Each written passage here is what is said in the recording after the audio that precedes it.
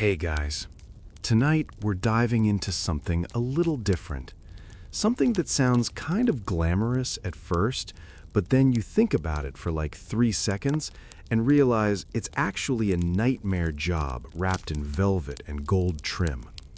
We're talking about food tasters. You know, those people who had to eat the king's dinner before the king ate his dinner, just to make sure nobody was trying to turn his majesty into a corpse. So dim the lights, get comfortable, maybe grab a snack, though after this, you might want to inspect it first. And let's drift back through the centuries to explore what it really was like to have the most anxiety-inducing job in the royal court. Spoiler alert, it involved a lot of standing around, a lot of rich food, and a non-zero chance of dying before dessert. Let's start with the basics. Why did kings even need food tasters? Well, because poisoning was basically the Renaissance version of a hostile takeover. You didn't like the king? You didn't agree with his policies? Maybe you wanted his throne, his wife, or his gold? Just slip a little something into his soup. Easy, quiet, effective, and way less messy than a full-scale rebellion. Poison was the weapon of choice for ambitious nobles, angry relatives, and pretty much anyone who had access to the royal kitchens and a grudge. Arsenic, hemlock, nightshade, these weren't just ingredients in a witch's brew, they were legitimate political tools. So naturally, if you were a king, you got a little paranoid about what was on your plate.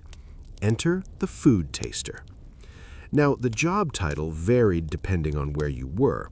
In some courts, they were called tasters, in others, cupbearers. Sometimes they were just referred to as that guy who eats first and we all watch him for 20 minutes to see if he dies. Catchy, right? The concept wasn't new. Food tasters had been around since ancient times. The Romans had them. The Egyptians had them. Basically, as soon as someone figured out you could put poison in food, someone else figured out you should make someone else eat it first. It's a tale as old as power. Let's float over to ancient Rome for a moment, because of course the Romans were doing this. Roman emperors were constantly worried about being poisoned, and honestly, they had good reason. The list of emperors who maybe, possibly, probably got poisoned is long and grim. Claudius, poisoned, allegedly by his wife Agrippina, who fed him a plate of deadly mushrooms. Because nothing says, "I love you, honey," like fungi that shut down your liver. So Roman emperors had food tasters. These guys were usually slaves or freedmen, which tells you a lot about how expendable the position was. You didn't exactly volunteer for this job. You were appointed, or more accurately, voluntold. Congratulations, Marcus. You've been selected for a prestigious position in the imperial household. You might die, but think of the honor. The taster would sample everything, every dish, every cup of wine, every little delicacy that came anywhere near the emperor's table. And then everyone would just, well, wait. Wait to see if the taster started sweating or vomiting or collapsing. If he seemed fine after a reasonable amount of time, the emperor would eat. If he didn't seem fine, well, scratch that menu item and start investigating the kitchen staff. Now, here's the thing about poisons. Some of them work fast, really fast. You take a bite, and within minutes you're on the floor having a very bad time. But other poisons are slow, sneaky. You might not show symptoms for hours or days. So even having a food taster wasn't a perfect system. It just made poisoning slightly more complicated. But let's move forward in time a bit, because the real golden age of food tasters was the medieval and Renaissance period. This is when European courts turned paranoia into an art form. Everyone was suspicious of everyone. Your cousin wanted your throne, your wife's family wanted more power, your own children were eyeing your crown a little too eagerly. Trust was in short supply, but poison was everywhere. Medieval kings didn't just have one food taster. Oh no, they had whole systems in place. Multiple tasters, elaborate rituals, and enough pomp and ceremony to turn a simple dinner into a 3-hour production. Because if you're going to live in constant fear of being poisoned, you might as well make it look impressive. Take the French court, for example. French kings loved their food, and they loved not dying, so they took food tasting very seriously. The taster wasn't just some random servant. Often it was a minor noble, someone from a decent family, but not important enough that losing them would cause a diplomatic incident. They'd dress well, stand near the king, and taste each dish with the kind of solemnity usually reserved for religious ceremonies. And it wasn't just about tasting either. There were whole rituals. The food would be prepared in kitchens that were heavily guarded. Then it would be brought to the dining hall in a procession, with multiple people keeping eyes on it the whole time. The taster would sample it in front of witnesses. Sometimes they'd even touch the food with special objects that were supposed to detect poison. Spoiler, they didn't work, but it made everyone feel better. One popular method involved using a unicorn horn. Yes, you read that right. People genuinely believed that unicorn horns, which were actually narwhal tusks because unicorns aren't real, sorry to break it to you, could detect poison. They dipped the horn into the food or drink, and if it changed color or fizzed or did anything weird, that meant poison. Of course, it never did anything because it's a chunk of whale tooth, but the placebo effect is strong.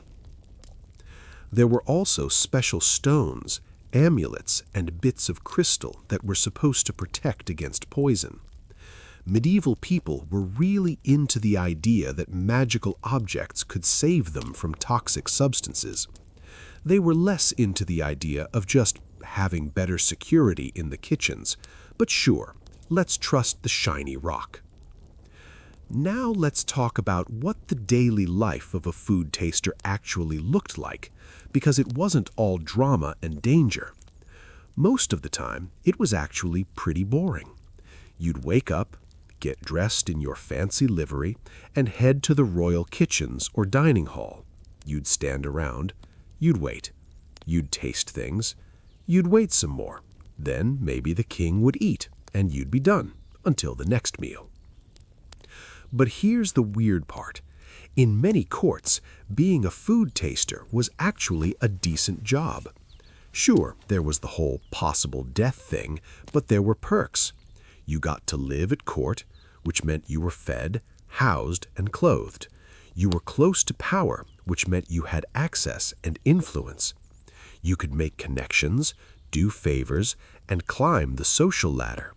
For someone from a lower-tier noble family or a wealthy merchant background, it was a legitimate career move.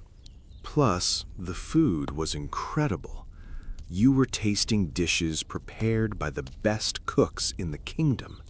Roasted meats, delicate pastries, exotic spices, fine wines.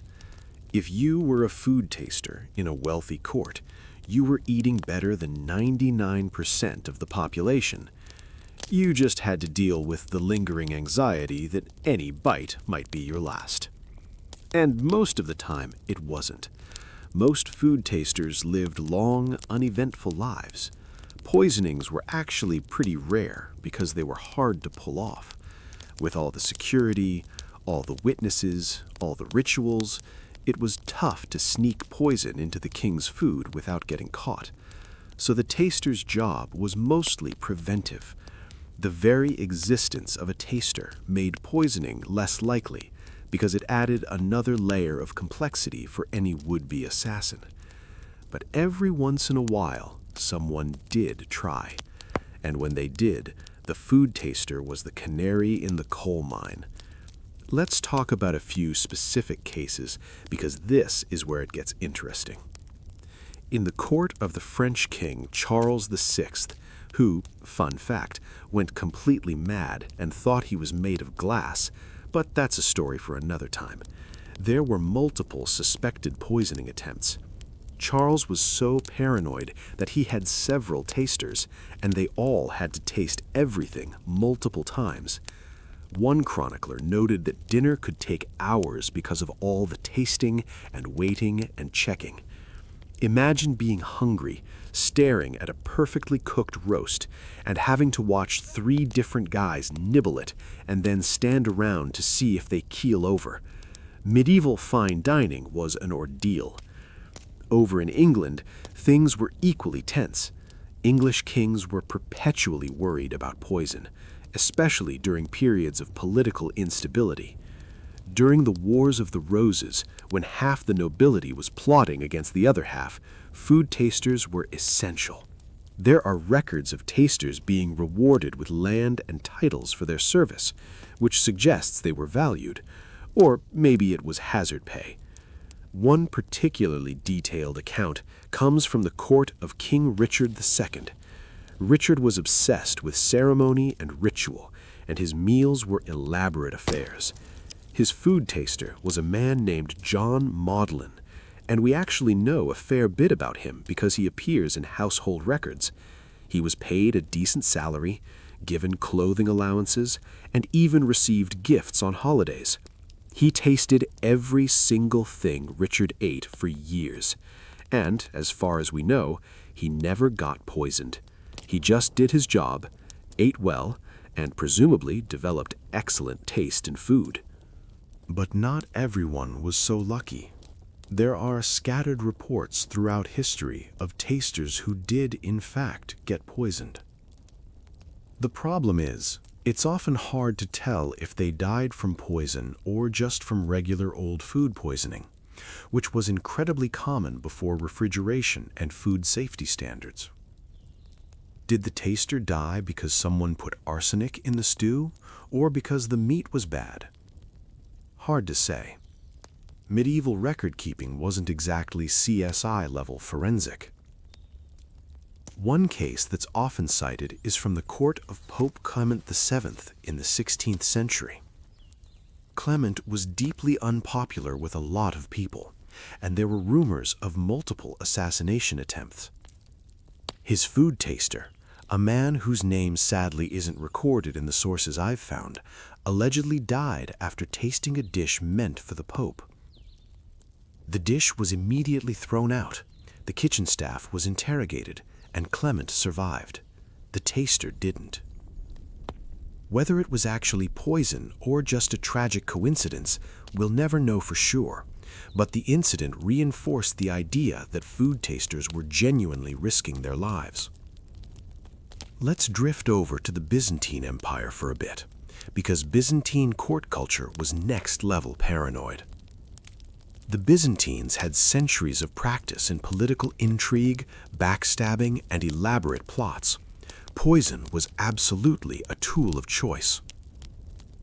So Byzantine emperors had not just food tasters, but entire departments dedicated to food safety.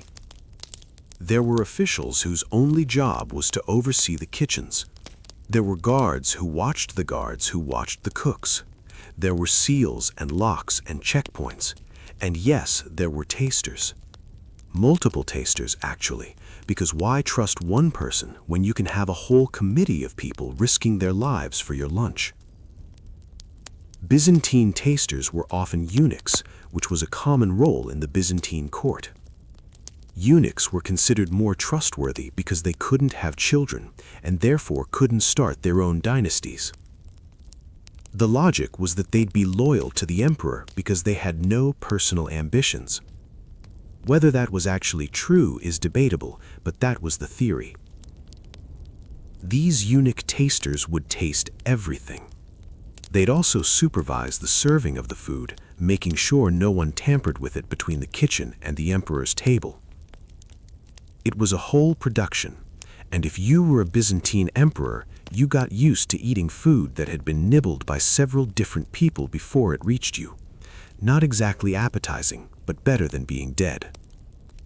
Now, one thing that's interesting is that food tasters weren't just about safety, they were also status symbols. Having a food taster showed that you were important enough to be worth poisoning. It was a weird flex, but it was a flex nonetheless. The more tasters you had, the more powerful you seemed. Some kings had multiple tasters just to show off, even if the actual risk of poisoning was low. This reached kind of absurd levels in some courts. There are accounts of banquets where the tasting process took longer than the actual eating. Guests would arrive, take their seats, and then wait while an elaborate ritual unfolded. Tasters would come forward, sample each dish, step back, wait. Then another round of tasters would repeat the process, then maybe a third. By the time the actual meal started, the food was cold and everyone was starving. But it looked impressive. It showed that the king had resources, organization, and concern for his own safety. It was theater. Deadly, anxious theater, but theater nonetheless. Let's talk about the actual mechanics of tasting for a second. How did it work? Well, the taster would take a small portion of each dish, not a full serving, just a bite or two. Enough to detect poison, but not so much that they'd get full before the king even started eating. They'd chew slowly, deliberately. Everyone would watch. Then came the waiting. This is the part that must have been absolutely nerve-wracking.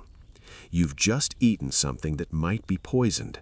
Now you stand there, in front of the entire court, waiting to see if you're going to die. Every little sensation becomes magnified. Is your stomach cramping? Is that just nerves, or is it poison? Are you sweating because the room is warm or because you're about to collapse? Most poisons that were commonly used in this period would show symptoms fairly quickly if the dose was high enough. Arsenic might cause vomiting and stomach pain within an hour. Hemlock would cause muscle weakness and difficulty breathing. Nightshade would cause dilated pupils, confusion, and convulsions. So the taster would wait, usually for about 20 to 30 minutes, to see if any symptoms appeared.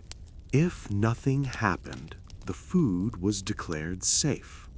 The king would eat, the court would relax, and the taster would presumably go have a lie down, because that's stressful. But here's a question. What happened if the taster did get poisoned? Well, first, panic. Immediate, chaotic panic. The taster would be rushed away to be treated, though medieval medicine being what it was, treatment mostly consisted of making them vomit, giving them various useless concoctions, and praying. The food would be confiscated and examined. The kitchen staff would be interrogated, possibly harshly, and the king would go hungry that day because nobody was taking any chances. There'd be an investigation. Who prepared the dish? Who had access to it? Who might have a motive? In some cases, this led to actual discoveries of plots. In other cases, it led to some poor scullery maid being blamed for something she didn't do. Medieval justice wasn't exactly known for its careful forensic analysis. And the taster? If they survived, they'd probably be rewarded for their service. If they didn't, their family might receive a pension or compensation. Or they might not. It really depended on the king and how generous he was feeling. Now, let's talk about some of the more unusual aspects of this job, because it wasn't just about poison. Food tasters also had to watch out for other things. Spoiled food, for example. As I mentioned earlier, food safety in the medieval period was not great. Meat would go bad, milk would sour, fruit would rot. A taster had to be able to identify not just poison, but also food that was just plain unsafe to eat. This meant that good tasters developed very refined palates. They could detect subtle off flavors, strange textures, anything that might indicate a problem. In a way, they were like early food critics, except instead of writing a bad review, they potentially died. Some tasters were also responsible for choosing the food in the first place. They'd go to the markets, select the ingredients, and oversee the preparation. This gave them a lot of power, because they controlled what the king ate, and it also made them potential targets for bribery. If you wanted to get to the king, you could try to bribe his taster to let something slip through. This is why tasters were often chosen from loyal families and paid well. You wanted them to have more to lose from betraying you than they'd gain from accepting a bribe. There's a fascinating account from the court of Henry VIII of England, who was famously paranoid about pretty much everything. Henry had multiple food tasters, and they were all minor nobles or trusted servants. One of them, a man named William Brereton, was part of Henry's inner circle. He tasted Henry's food for years and was rewarded with lands and positions. Of course, Brereton eventually got caught up in the downfall of Anne Boleyn and was executed, but that had nothing to do with food tasting. It was just regular Tudor court drama, because of course it was. Henry's tasters had to deal with the king's increasingly bizarre dietary habits as he got older and fatter and more unhealthy. Henry ate enormous amounts of meat, rich sauces, and sweet pastries. His tasters probably gained weight right alongside him because they were sampling all of this rich food every single day. It's not clear if Henry ever faced a serious poisoning attempt, but he certainly acted like he did. His kitchens were heavily guarded, and his food was tasted multiple times before it reached him. One interesting detail from Henry's reign is that tasters weren't just for the king. Important nobles also had their own tasters. Thomas Wolsey, Henry's powerful chancellor, had food tasters. So did Thomas Cromwell later on. If you were rich and powerful enough, you got yourself a taster, because it was both a safety measure and a status symbol.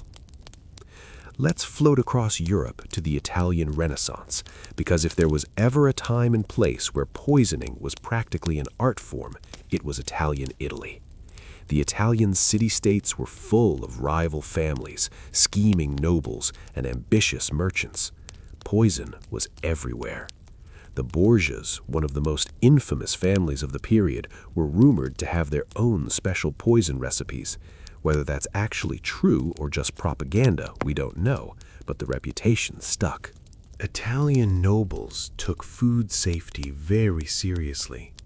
They had tasters, yes, but they also had elaborate precautions. Some families used special dishes that were supposed to change color in the presence of poison.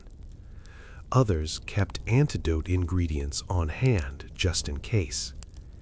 There were recipes for universal antidotes that were supposed to cure any poison. They didn't, but people believed in them. One particularly wealthy Italian merchant, Francesco Dattini, kept detailed household accounts that survive to this day. In those accounts, there are payments to a food taster, along with payments for various protective items like special stones and amulets.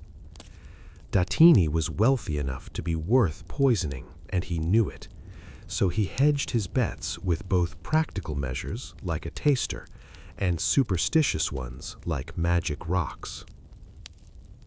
The life of a taster in Renaissance Italy was probably similar to elsewhere. Long periods of boredom punctuated by moments of anxiety. You'd taste the food, wait, and hope for the best. But you'd also be part of a wealthy household with access to art, culture, and all the benefits of Renaissance living. It wasn't the worst job in the world, as long as you didn't think too hard about the risks. Now, here's something that doesn't get talked about much. What about the psychological toll of being a food taster? Imagine living with the constant knowledge that your next meal might be your last. Every time you take a bite, You're wondering if this is it. Is this the one that's going to kill you? That's got to mess with your head. There aren't a lot of first-hand accounts from food tasters themselves, because most of them weren't literate or important enough to leave written records. But the few mentions we have suggest that it was indeed stressful. One account from a French court mentions a taster who became so anxious that he refused to eat anything, even outside of his official duties. He'd lost all enjoyment of food because it had become associated with danger. Eventually, he had to be relieved of his position because he was too nervous to function. On the flip side, some tasters seem to have been completely unbothered. There are records of tasters who served for decades without incident and apparently enjoyed their work. Maybe they rationalized that the risk was low, maybe they just had nerves of steel, or maybe they were really good at compartmentalizing. One thing that might have helped was the fact that, as I mentioned earlier, actual poisonings were rare. If you served as a taster for years and nothing ever happened, you'd probably start to relax. It would become routine, just another part of the job. Taste the soup, wait 20 minutes, move on with your day. But that's also when you'd be most vulnerable, because complacency is dangerous. The moment you stop being careful is the moment something slips through. Let's talk about the end of the food taster era, because eventually this job did become obsolete. Why? Well, a few reasons. First, as centralized governments became stronger and more stable, the risk of political assassination decreased. Kings had more power, better security, and less to fear from rivals. Poisoning was still possible, but it was less common. Second, food safety improved. With better preservation techniques, clearer supply chains, and eventually refrigeration, the risk of accidentally eating something toxic went down. You didn't need a taster to tell you if the meat was bad. You could just smell it, or better yet, store it properly in the first place. Third, the nature of power changed. In the modern era, leaders are less isolated. They're not sitting in castles surrounded by potential traitors. They have security teams, food suppliers that are vetted, and entire systems designed to keep them safe. A food taster would be redundant when you have the Secret Service or equivalent organizations doing background checks on everyone who comes near the kitchen. But the tradition didn't disappear overnight. Even into the 18th and 19th centuries, some royal courts kept food tasters more out of tradition than necessity. It was a ceremonial role by that point, a nod to the past. The taster would still taste the food, but nobody really expected anything to happen. There are even a few examples from the 20th century. Some dictators, deeply paranoid about assassination, employed food tasters. Hitler famously had food tasters during World War II. He was a vegetarian, supposedly for health reasons, though some sources say it was because he was afraid of being poisoned through meat. His tasters were young women, conscripted for the job. They'd taste his meals and wait to see if anything happened. According to interviews with survivors after the war, it was terrifying. They lived in constant fear, even though nothing ever actually happened to them. Stalin also had food tasters, because of course he did. Stalin was one of the most paranoid leaders in history. He trusted no one, suspected everyone, and took elaborate precautions to avoid assassination. His food was tasted multiple times by different people. His kitchens were staffed by carefully vetted workers who were watched constantly. And yet, he still worried. Paranoia was basically his default state.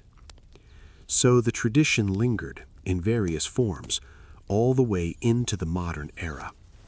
But for the most part, by the 20th century, food tasters were a relic of the past. All right, so we've covered a lot of ground here.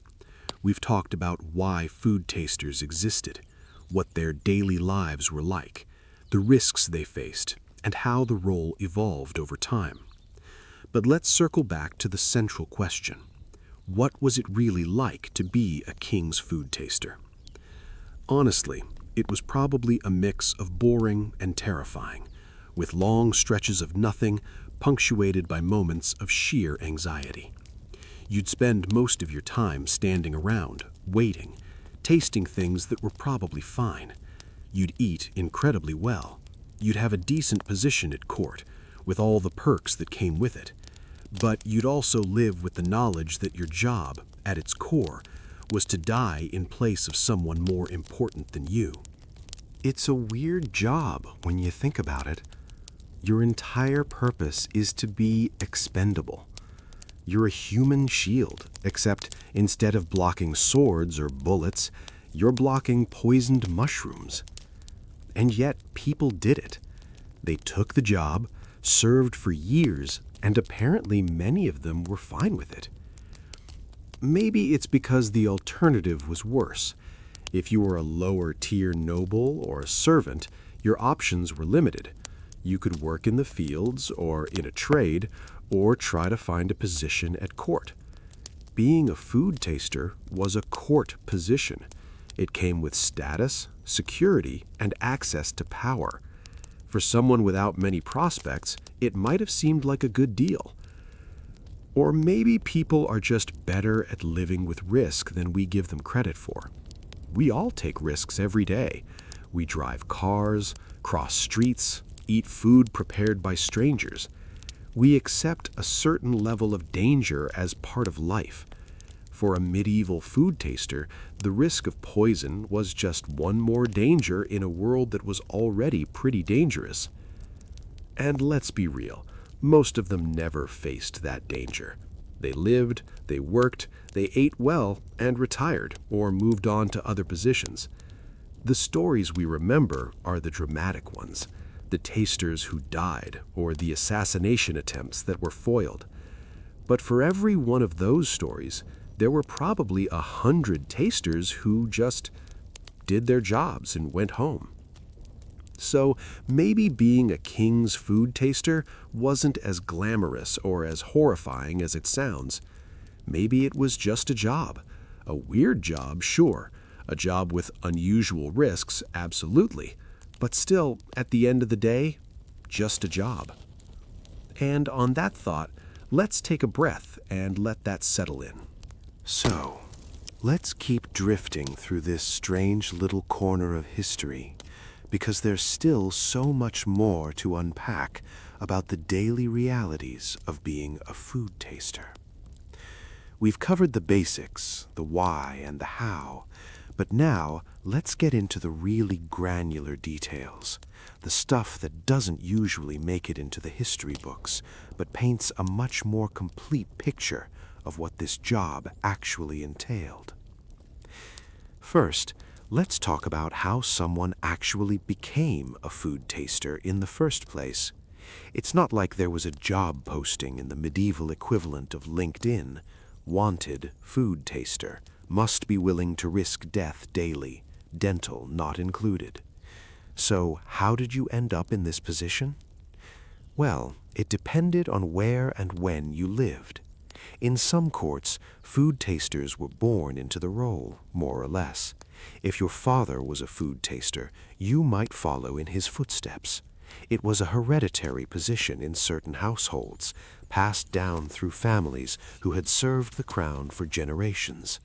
This actually made sense from the king's perspective, because loyalty could be cultivated over generations. If your family had been tasting food for the royal family for 100 years without incident, you were probably trustworthy.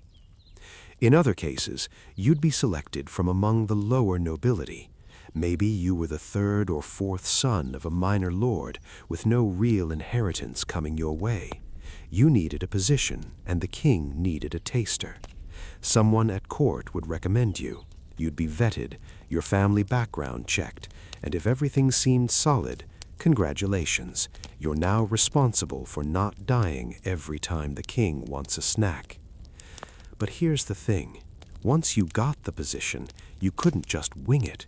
There was actually training involved, because being a good food taster wasn't just about being willing to eat things. You had to know what you were doing. A food taster needed to understand food. You had to be able to identify ingredients, recognize when something tasted off, and distinguish between dozens of different flavors and textures. You needed a sophisticated palate. This wasn't a job for someone who thought salt was spicy. Some courts had formal training programs. An experienced taster would mentor a new recruit, teaching them what to look for, how to detect subtle bitterness that might indicate poison, how to recognize the metallic taste that certain toxins could produce, how to notice if texture was wrong, if something had been added that shouldn't be there. They'd also teach you about the common poisons of the era, what arsenic tasted like, though honestly, if you were tasting arsenic, you were probably already in trouble, what symptoms to watch for, how quickly different poisons acted. This was practical, life-saving information, and it was passed down from one taster to the next, like a very morbid family recipe. You'd also learn the rituals and protocols specific to your court. Every royal household had its own way of doing things. Some wanted the taster to sample food in a specific order. Some required multiple tastes of each dish. Some had elaborate ceremonies that had to be performed exactly right, or you'd be starting over. And you'd learn diplomacy, because a food taster wasn't just interacting with food, you were interacting with people. Cooks, servants, other courtiers, and of course, the king himself. You needed to be polite, discreet, and professional. If you tasted something and it was bad, you couldn't just spit it out and yell, "This is disgusting." You had to handle it delicately, signal to the right people that there was a problem without causing a scene. Let's talk about the relationship between a taster and the person they were protecting, because this is actually pretty interesting. In many cases, a food taster would serve the same king or noble for years, even decades. You would see this person every single day, multiple times a day, at every meal. That creates a bond, whether you wanted to or not. Some kings were close to their tasters. They'd chat during meals, share jokes, treat them almost like friends. After all, this was someone literally putting their life on the line for you every day. That inspires a certain amount of gratitude and trust. There are accounts of kings giving their tasters generous gifts, bonuses, and rewards. Land grants, titles, money, positions for their relatives. It was a way of saying thank you, and also a way of ensuring continued loyalty. You take care of the person who's keeping you alive. But other kings were more distant. To them, the taster was just a servant, a necessary precaution, but not someone worth getting emotionally attached to. If the taster died, well, that was unfortunate, but there'd be another one tomorrow. This was probably more common than the friendly approach, because maintaining emotional distance is easier when someone's job is to potentially die for you. And then there were the paranoid kings, the ones who didn't trust anyone, including their tasters. These kings would have multiple tasters specifically because they didn't fully trust any single one. They'd rotate tasters randomly, so no one could predict who would be tasting what on any given day. The logic was that this made it harder for someone to bribe or coerce a specific taster, because you wouldn't know which one would be on duty. King Louis XIV of France was apparently like this. Louis was famously paranoid and suspicious. He trusted almost no one and saw plots everywhere, some real, many imagined. He had several food tasters and used them in rotation. He also had his food prepared by multiple different cooks, again in rotation, so that no single person could establish a pattern or find an opportunity to poison him. Did this make Louis safer? Maybe. Or maybe it just made his mealtimes incredibly complicated and stressful for everyone involved. Hard to say. Now let's drift over to the actual workspace of a food taster, the royal kitchens. Because this is where a lot of the action happened, at least in terms of food preparation and initial tasting. Medieval royal kitchens were huge, bustling operations. We're not talking about a single room with a stove.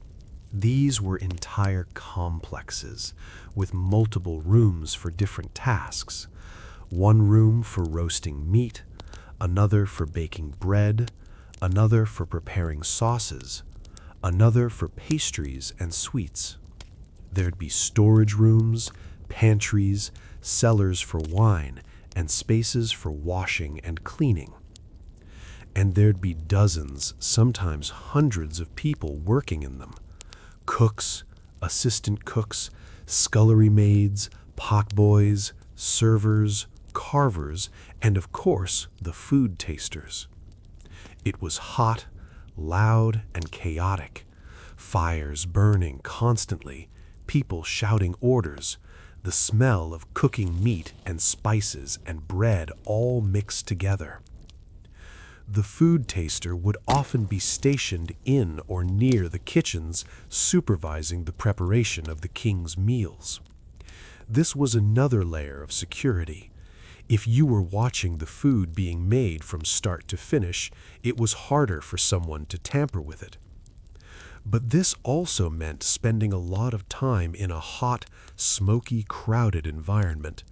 Not the most pleasant working conditions, especially if you were dressed in formal court attire. Imagine standing around in fancy clothes, sweating, while cooks rush past you carrying boiling pots and raw meat. Not exactly glamorous. Some tasters had a specific area or table set aside for them where they'd conduct their tastings. The food would be brought to them, they'd sample it, and if everything was fine, it would be sent up to the king's dining hall. This was a more controlled setup, a little quieter and more dignified than just tasting things off the main preparation tables.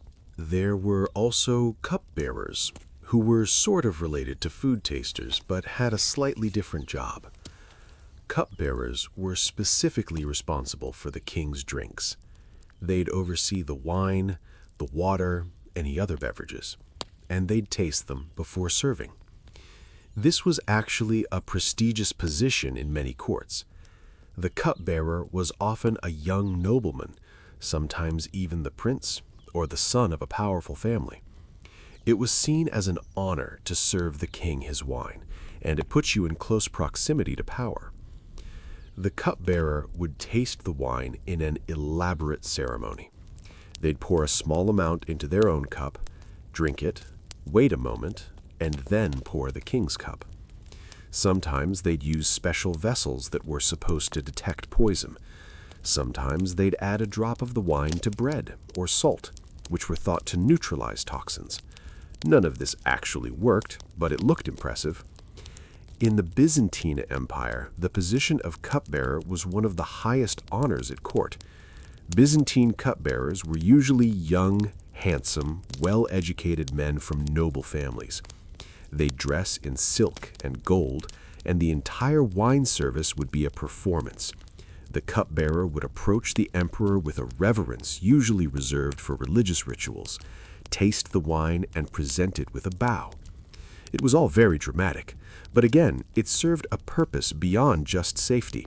It was about displaying wealth, power, and the elaborate hierarchy of the court. The more ceremony around the emperor's meals, the more godlike he seemed. Let's talk about the food itself for a minute, because what exactly were these tasters tasting? Well, if you were tasting for a king, you were dealing with some of the most elaborate, expensive, and frankly over-the-top cuisine imaginable. Medieval and Renaissance royal feasts were absurd. We're talking dozens of courses, each more complicated than the last. Whole roasted animals, swans, peacocks, boars, often presented in their own feathers or skins for dramatic effect. Pies filled with live birds that would fly out when the pie was cut open, because medieval people loved a dinner surprise. Jellies molded into castles or coats of arms. Subtleties, which were elaborate sugar sculptures that were more art than food. And the flavors were intense. Medieval cuisine used a lot of spices: pepper, cinnamon, cloves, saffron, ginger. Partly because spices were expensive and using a lot of them showed off your wealth, and partly because they helped preserve food and mask any off flavors from meat that wasn't exactly fresh. So, as a taster, you're sampling all of this: rich, heavily spiced, elaborately prepared dishes, one after another. Your palate would have to be incredibly refined to detect anything unusual in the midst of all those competing flavors. Actually, that brings up an interesting point. Strong flavors could mask poison.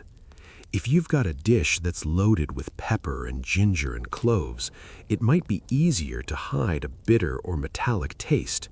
Clever poisoners knew this. They choose dishes that were already complex and strongly flavored, making it harder for the taster to detect anything wrong. This is one reason why some kings preferred simpler food: less seasoning, fewer ingredients, easier to detect tampering. But that was rare, because most kings wanted to show off. Simple food was peasant food. Kings ate elaborately, even if it made poisoning easier.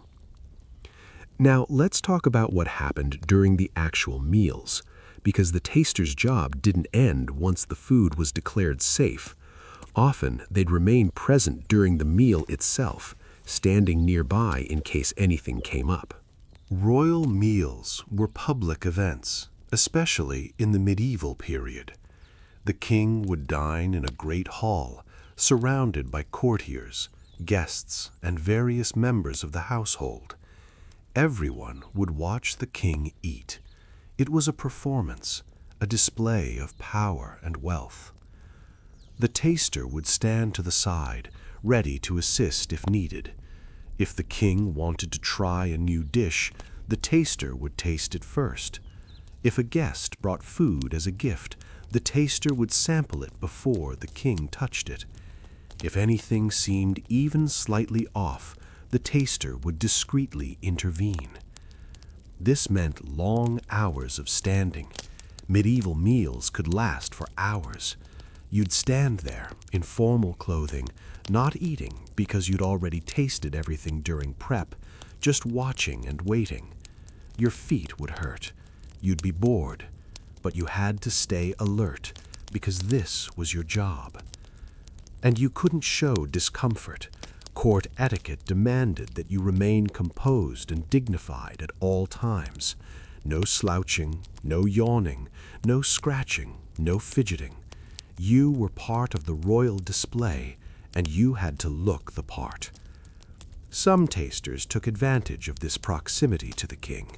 They'd use meal times as opportunities to whisper advice, pass along information, or make requests.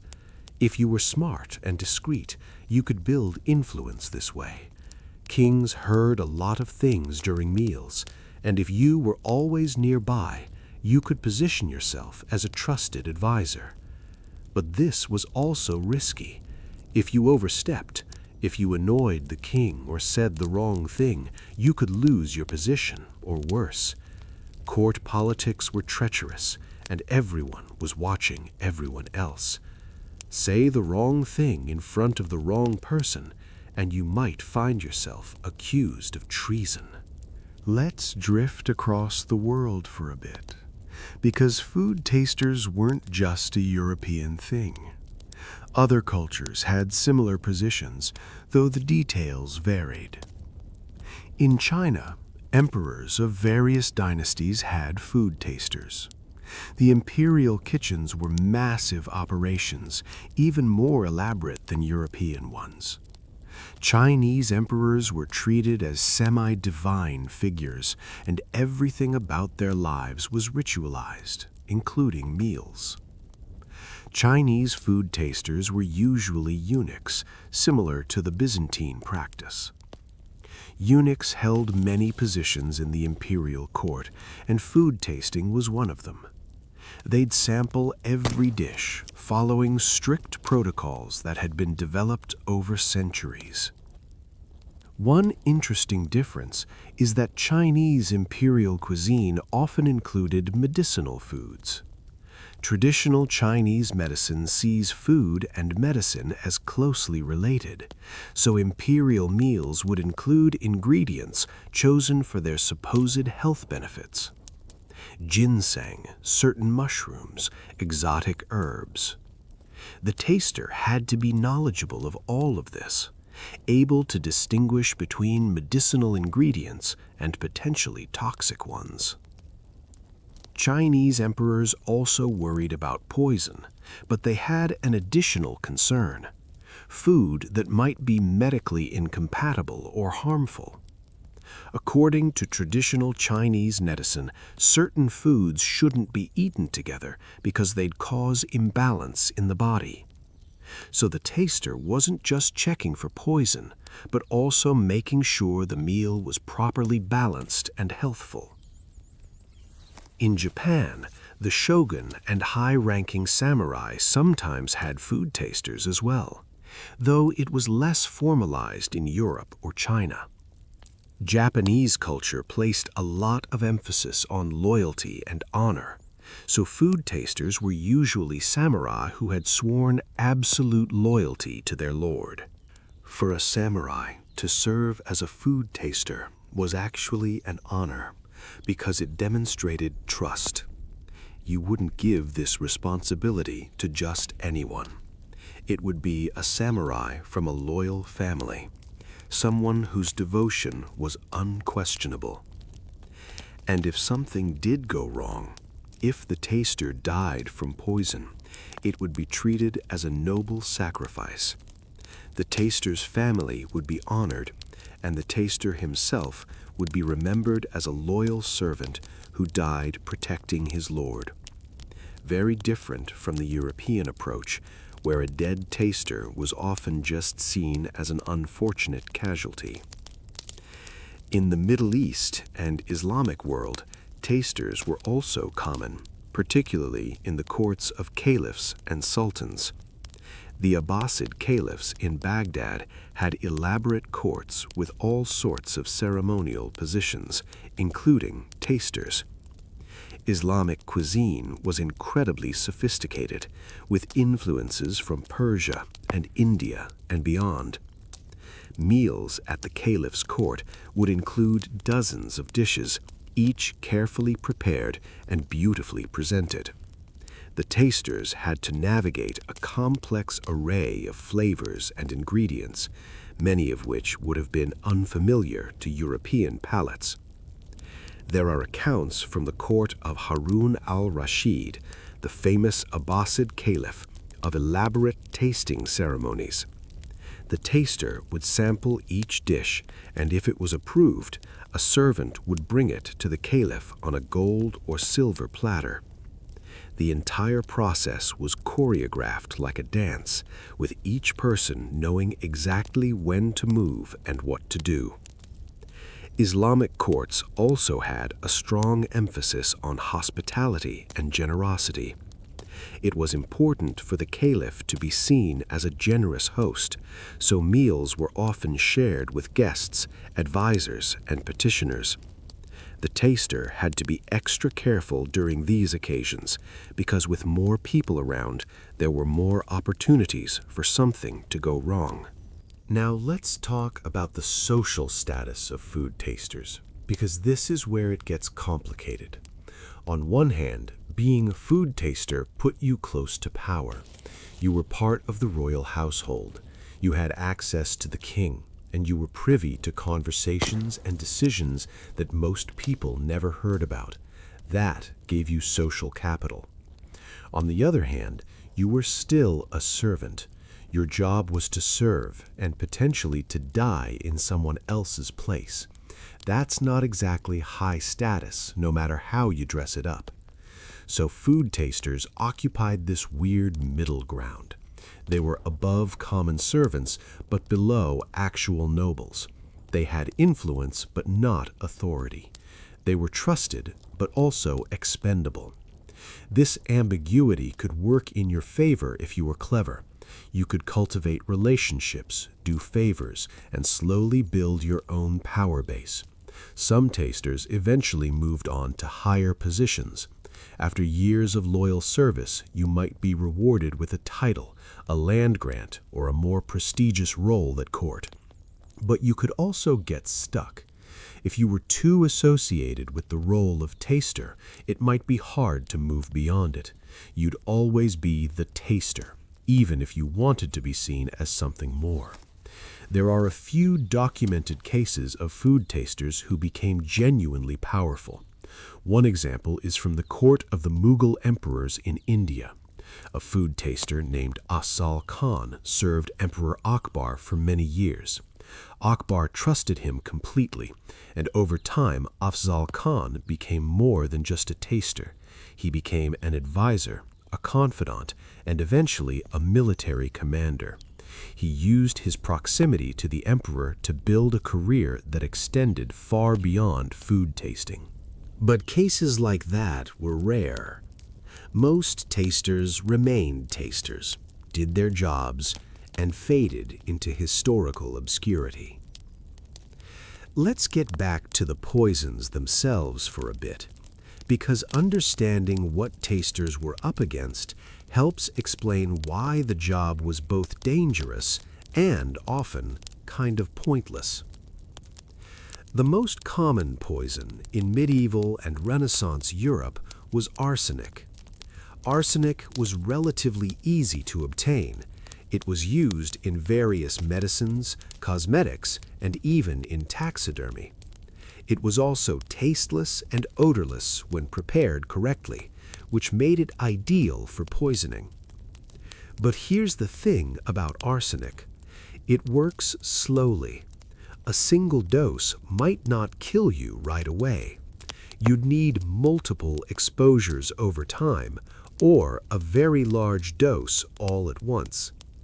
This made it hard for a food taster to detect, because if the dose was small enough to avoid immediate symptoms, the king could still be poisoned gradually over multiple meals.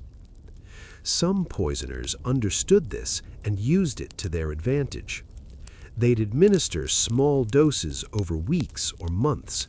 The victim would get sicker and sicker, but it would look like a natural illness, not poisoning. By the time anyone suspected foul play, it was too late. Other common poisons included hemlock, nightshade, and various plant-based toxins. These were trickier to use because they often had distinctive tastes or smells. Hemlock, for example, is quite bitter. An experienced taster might detect it. But again, if you mixed it into a strongly flavored dish, you might get away with it. And if the taster was having an off day, not paying close attention, or if there was some distraction during the tasting, things could slip through. There were also more exotic poisons, certain mushrooms, certain types of fish, venoms extracted from snakes or spiders. These were rarer, but they were used. A skilled poisoner would know about these things and how to deploy them. And then there were the poisons that weren't really poisons at all, just substances that people thought were poisonous. Medieval people believed all sorts of things that weren't true. They thought toads were poisonous. They're not. They thought certain combinations of foods would create toxins in the body. They don't. They thought diamonds could be ground into powder and used as poison. They can't. And also, what a waste of a diamond. So a food taster wasn't just protecting against real poisons. They were also protecting against the king's paranoia about imaginary ones. If the king believed that eating fish and dairy together would kill him, the taster had to make sure those foods never appeared in the same meal, even if it was complete nonsense. This brings us to an interesting point. A lot of what food tasters did was psychological. They weren't just preventing poisoning, they were providing reassurance. The king felt safer knowing someone had tasted his food, even if the tasting process wasn't foolproof, even if poisons could slip through. The ritual itself was comforting. It's like a security blanket. Does it actually protect you? Not really, but it makes you feel better, and sometimes that's enough. And honestly, in a world where you had legitimate reasons to fear assassination, where political violence was common and trust was scarce, having that reassurance mattered. Kings lived under constant stress. They had to make life and death decisions, manage conflicts, deal with rivals and enemies. Knowing that at least your food was being checked, that someone was looking out for you in that one small way, probably helped them sleep a little better at night. Or not, because if you're paranoid enough to need a food taster, you're probably not sleeping that well regardless. Let's talk about pay, because we haven't really touched on that yet. What did food tasters actually earn? It varied widely, depending on the court, the period, and the individual's status. In some cases, food tasters were paid quite well. They'd receive a regular salary, plus room and board, plus clothing allowances, plus occasional bonuses and gifts. For someone from a modest background, this could be a genuinely comfortable living. In other cases, the pay was more modest. You'd get enough to live on, but not enough to get rich. The real compensation was the position itself, the access, the opportunities it created. And in some unfortunate cases, particularly if you were a slave or a conscripted servant, you might not get paid at all. You'd be fed and housed, but that was it. Your reward for risking your life daily was not starving. Generous. We have some specific numbers from certain courts. In the court of Edward IV of England, a food taster was paid about £40 a year, which was a decent middle-class income for the time. Not wealthy, but comfortable. In the French court, under Louis XIV, the pay varied depending on rank and seniority, but a senior taster could earn several hundred livres a year, plus various perks. Again, comfortable, but not extravagant. The real money came from gifts and bonuses. If the king was pleased with you, he might give you a valuable gift, a piece of jewelry, a bolt of expensive fabric, a horse, a sum of money. These gifts could be worth more than your annual salary. And if you served for a long time, you might be granted land or a title.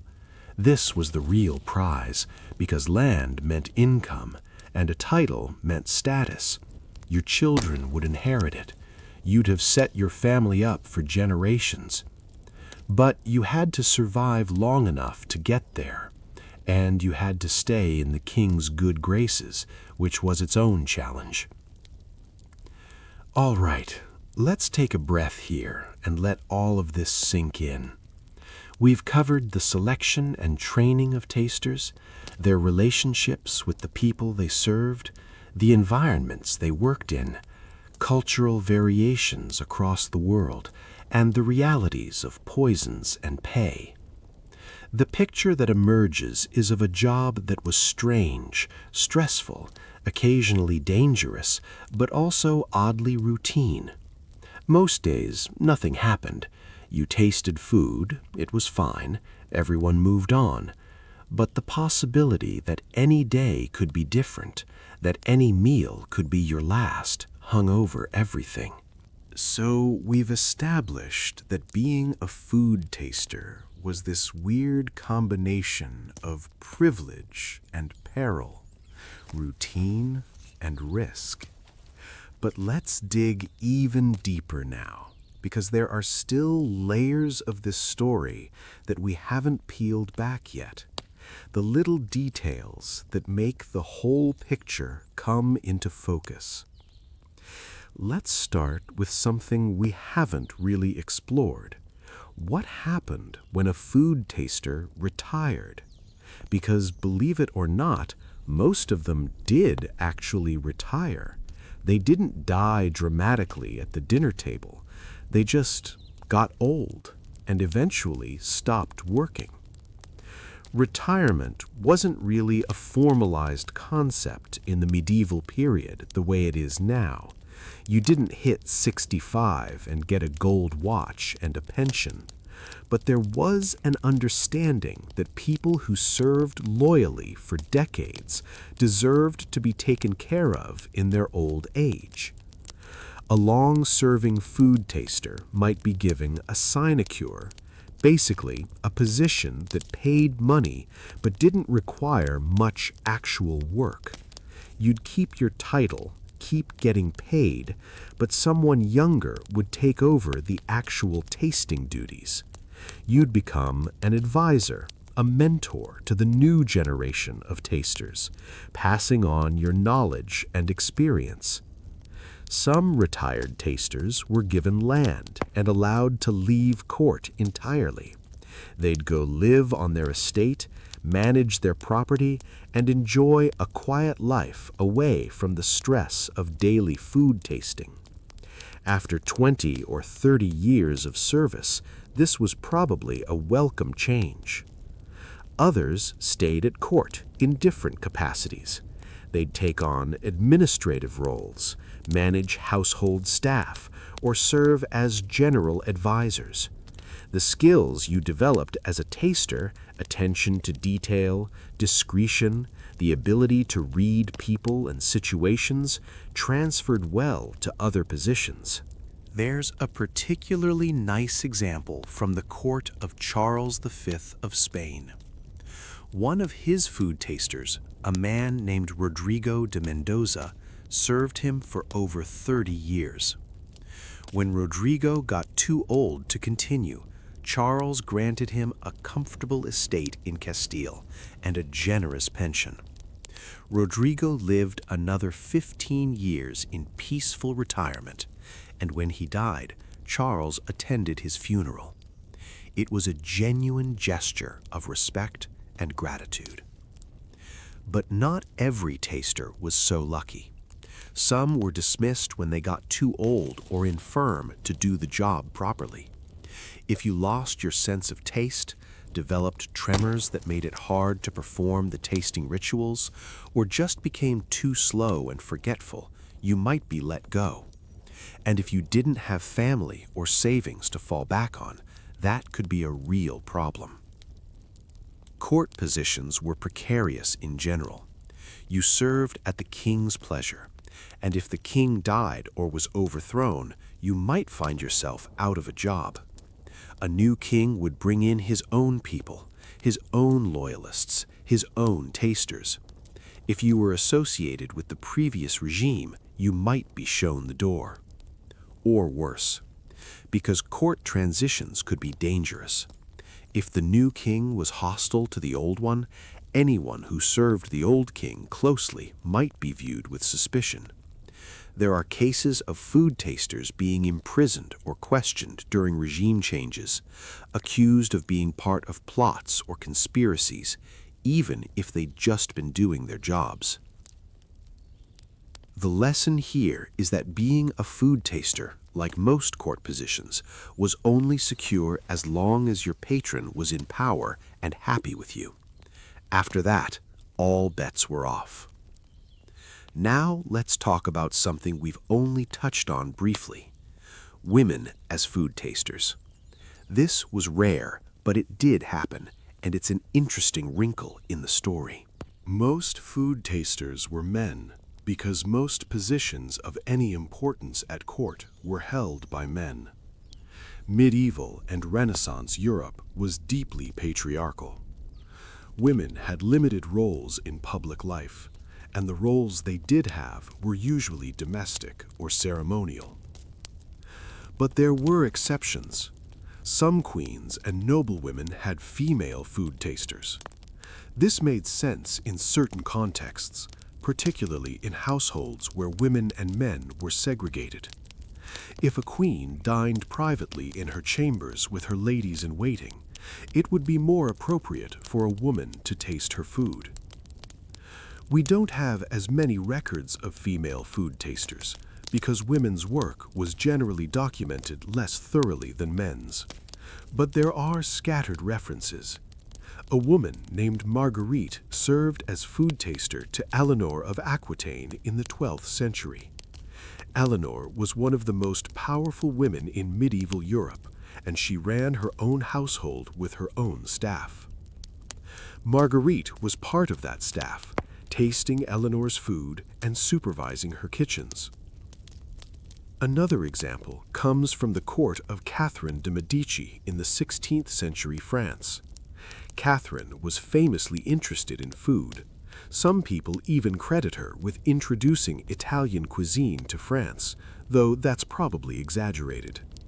She had a female taster, a woman from a minor Italian noble family who served her for years. Female tasters faced some of the same challenges as male ones: the risk of poison, the stress, the long hours, but they also faced additional complications. If a female taster became pregnant, that created problems. Pregnancy affects your sense of taste and smell, making you less reliable at detecting subtle flavors. Plus, if you were tasting potentially poisoned food while pregnant, you were risking not just your own life, but your unborn child's as well. So pregnant tasters would usually be temporarily replaced. They'd take leave, have the baby, and then either return to service or retire to focus on motherhood. It depended on the individual circumstances and the preferences of the person they served. There's also the question of how female tasters were perceived. Were they taken as seriously as male ones? Did other courtiers respect them or dismiss them as mere servants? Hard to say, because we just don't have enough documentation. But given the general attitudes toward women at the time, it's safe to assume they faced some degree of sexism and condescension. Let's shift gears and talk about the relationships between food tasters and the kitchen staff, because this was actually really important. The cooks, the scullery workers, the servers, these were the people who prepared and handled the food before it reached the taster. If you were a taster, you needed to have a good working relationship with them. On one level, you were essentially supervising them.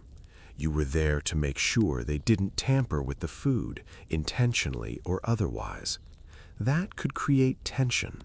Nobody likes being watched and second-guessed, especially when the implication is that you might be a poisoner. But on another level, you were all part of the same household. You worked together every day. You relied on each other to do your jobs well. So smart tasters cultivated good relationships with the kitchen staff. You'd be friendly, polite, respectful. You'd learn people's names, ask about their families, maybe share a bit of gossip. You'd show appreciation for their work. If a cook prepared an especially good dish, you'd compliment them. Little things that made people like you and want to cooperate with you. This wasn't just about being nice, it was strategic. If the kitchen staff liked you, they'd be more likely to tell you if they noticed anything suspicious. They'd look out for you, warn you if someone strange had been hanging around, alert you to anything unusual. Conversely, if the kitchen staff disliked you, your job became much harder. They might not cooperate. They might forget to tell you important information. They might even make your life difficult in small ways, preparing food that was too hot to taste comfortably, or scheduling tastings at inconvenient times. There's a great account from the household records of the Duke of Burgundy in the 15th century. The Duke's food taster, a man named Jean, was apparently very popular with the kitchen staff. They threw him a party when he got married, and when he was sick for several weeks, they sent him gifts and well wishes. In return, Jean advocated for the kitchen staff, got them raises and better working conditions, and generally looked out for them. This created a positive feedback loop. The kitchen was a happy, well-functioning operation, which made the Duke's meals run smoothly, which made everyone's jobs easier. It's a nice example of how a good taster could be a real asset to the household, not just as a safety measure, but as a manager and facilitator. But there were also cases where things went badly, where the taster and the kitchen staff clashed, creating a hostile, suspicious environment. In those situations, everyone was miserable, and ironically, the food was probably less safe because people weren't communicating or cooperating effectively. Now, let's talk about something a bit darker: the psychological impact on the people around the taster. Because think about it, if you're a cook and your job is to prepare food that someone else has to taste first to make sure it's not poisoned, how does that make you feel? On one hand, it's a reminder of how important and high stakes your work is. You're cooking for royalty. Every dish has to be perfect, not just in terms of flavor, but in terms of safety. But on the other hand, the very existence of a food taster implies that the king doesn't fully trust you. No matter how loyal you are, no matter how long you've worked there, the fact that your food has to be tested before the king will eat it means you're suspect. You're a potential threat. Some cooks took this personally. There are accounts of kitchen staff being offended by the elaborate security measures, feeling that their loyalty was being questioned. Others just accepted it as part of the job, an occupational hazard of working for someone important. And then there were the cooks who understood that the taster wasn't really about them at all. It was about the broader political environment, about all the threats the king faced from enemies outside the household. The taster was there to catch external plots, not to monitor the kitchen staff specifically. But still, it must have created a certain atmosphere, a level of tension and awareness that everything you did was being watched and evaluated. Some people thrive under that kind of scrutiny. Others find it stifling. Let's drift into the realm of superstition and ritual for a bit, because medieval people loved their superstitions, and food tasting was absolutely wrapped up in all of that. We've already mentioned unicorn horns and magic stones, but there were so many other beliefs and practices around food safety that seem bizarre to modernize. Some courts believed that certain prayers or blessings could protect against poison. A priest would bless the food before it was served, asking God to neutralize any toxins. Did this work? Obviously not. But it made people feel better. And in a world where you had limited scientific understanding and even more limited control over your circumstances, that kind of ritual comfort was valuable. There were also specific saints you could pray to for protection against poisoning. Saint Benedict was a popular choice because, according to legend, someone once tried to poison him and he miraculously survived. so people would pray to Saint Benedict before meals, asking for his intercession. Some royals kept relics, bits of saints' bones, scraps of holy cloth, that sort of thing, near their dining tables. The belief was that the holy presence would ward off evil, including poisoning. Again, not effective, but psychologically comforting. And then there were the food-related superstitions that had nothing to do with religion.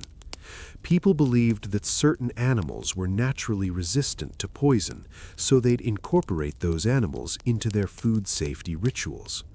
For example, there was a belief that ravens could detect poison. Some courts kept ravens and would offer them bits of the king's food. If the raven ate it and seemed fine, the food was safe. If the raven refused to eat it or acted strangely, that was a bad sign. This is actually sort of clever, because birds are sensitive to certain toxins, so a raven might indeed react badly to poisoned food. But it's not a reliable system, and it's certainly not scientific. Still, it was better than nothing. There were also beliefs about the timing of meals. Some people thought that poison was more potent at certain times of day or during certain phases of the moon. So they'd schedule important meals during safe times, or have the taster test the food multiple times at different hours to make sure it was consistently safe. None of this was based on actual understanding of how poisons worked, but in the absence of real knowledge, people filled the gap with superstition and ritual. It gave them a sense of control, even if that control was largely illusory. Now, let's talk about how being a food taster affected your personal life, because this is something that doesn't get discussed much. You couldn't just leave your job at work. The knowledge that you might be poisoned at any moment followed you everywhere. Some tasters became hyper-vigilant about all food, not just the king's. They'd be suspicious of meals prepared by others, even friends or family. They'd insist on preparing their own food or watching it being prepared, because they'd become so conditioned to see food as a potential threat. This must have been exhausting. Imagine not being able to relax and enjoy a simple meal because you're constantly analyzing it, looking for signs of tampering. That's no way to live. There are accounts of tasters who developed anxiety problems, stomach issues, and other stress-related ailments. The chronic stress of the job took a physical toll. You'd have digestive issues from constantly eating rich food, yes, but also from the anxiety of wondering if each bite might be your last. And then there's the impact on your family. If you were married, your spouse had to live with the knowledge that your job put you at risk. Every day you went to work, there was a chance you wouldn't come home. That's a heavy burden for a family to carry. Some spouses of food tasters tried to talk them out of the job, or pressured them to find something safer. Others accepted it as the price of the position and the benefits it brought. And some probably just tried not to think about it too much, because what else could you do? If you had children, it was even more complicated. Do you tell your kids what you do? Do you explain that Daddy tastes the king's food to make sure it's not poisoned? That might frighten them. But if you don't explain, and something does happen to you, they won't understand why. There's a touching letter from the 16th century written to a young son. The taster was trying to explain his job in a way that wouldn't scare the boy. He described it as an honor, a way of serving the king and protecting the realm. He emphasized the safety measures in place, how rare poisonings actually were, how most days were perfectly ordinary. But you can read between the lines and sense the anxiety there, the need to reassure his son, and probably himself, that everything would be fine. the awareness that his job was unusual and risky, even if he tried to downplay it. It's moments like that, these little personal glimpses, that make the history feel real. These weren't just positions on a chart or names in a record book. They were real people with families and fears and hopes, trying to navigate a very strange job. Let's talk about advancements in understanding poison, because over the centuries, people did slowly get better at detecting and dealing with toxins. This changed the role of food tasters somewhat. In the ancient and medieval periods, understanding of poison was mostly empirical. People knew that certain substances were deadly because they'd seen people die from them, but they didn't understand the mechanisms, the chemistry, the pharmacology. By the Renaissance, things started to change. Scholars began studying poisons more systematically. They'd experiment, often on animals, sometimes on condemned prisoners, which is grim, but that's how things were done, to understand how different toxins worked. Paracelsus, the famous Swiss physician and alchemist, did a lot of work on toxicology in the 16th century. He famously said, "The dose makes the poison," recognizing that many substances could be harmless in small amounts but deadly in large doses. This was a huge conceptual leap. As understanding improved, so did methods of detection. People developed chemical tests that could identify certain poisons. For example, there were tests for arsenic that involved mixing the suspected substance with other chemicals and observing the reaction. If it turned a certain color or produced a certain smell, that indicated arsenic. These tests weren't perfect and they weren't widely available, but they existed and they gave people new tools beyond just tasting the food and hoping for the best.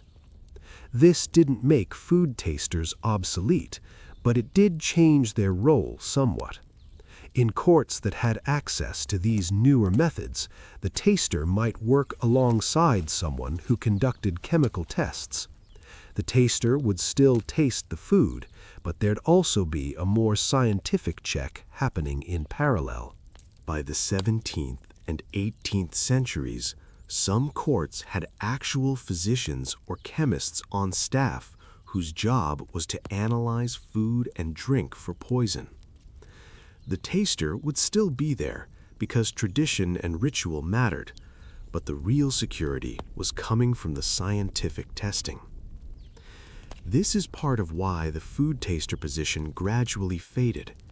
As science advanced and as political systems became more stable, the elaborate rituals around food safety seemed increasingly outdated. They were maintained in some courts out of tradition, but the practical necessity diminished.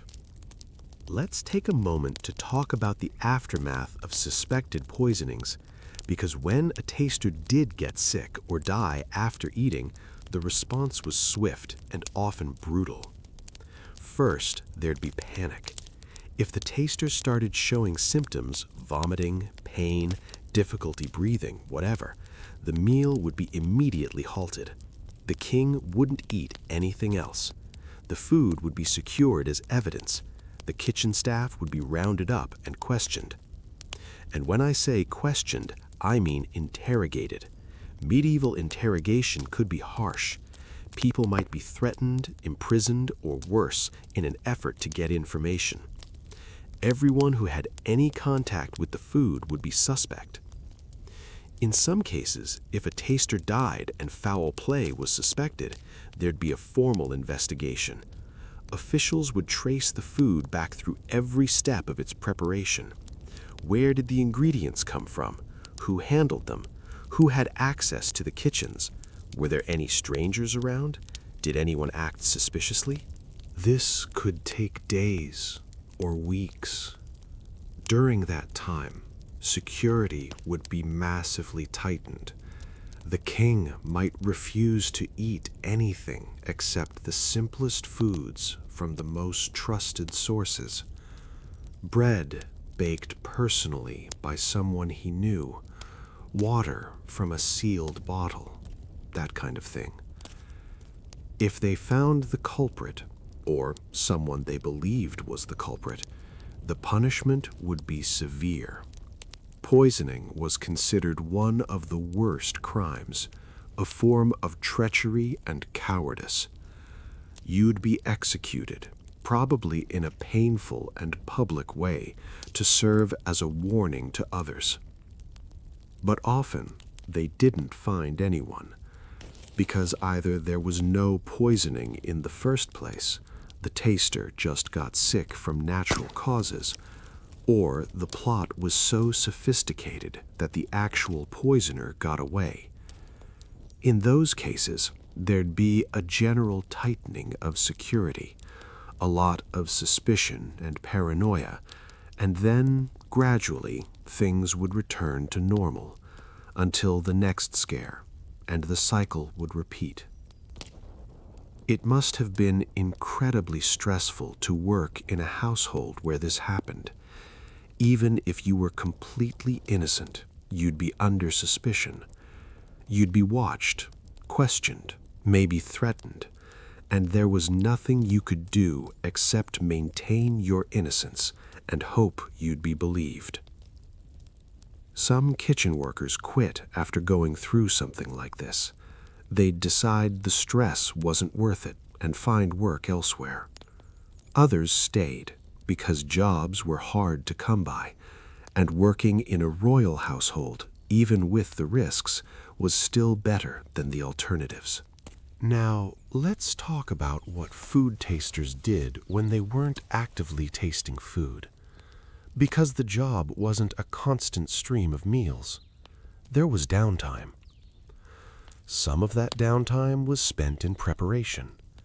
You'd check in with the kitchens, review what was planned for the next meal, make sure all the ingredients were properly sourced and stored.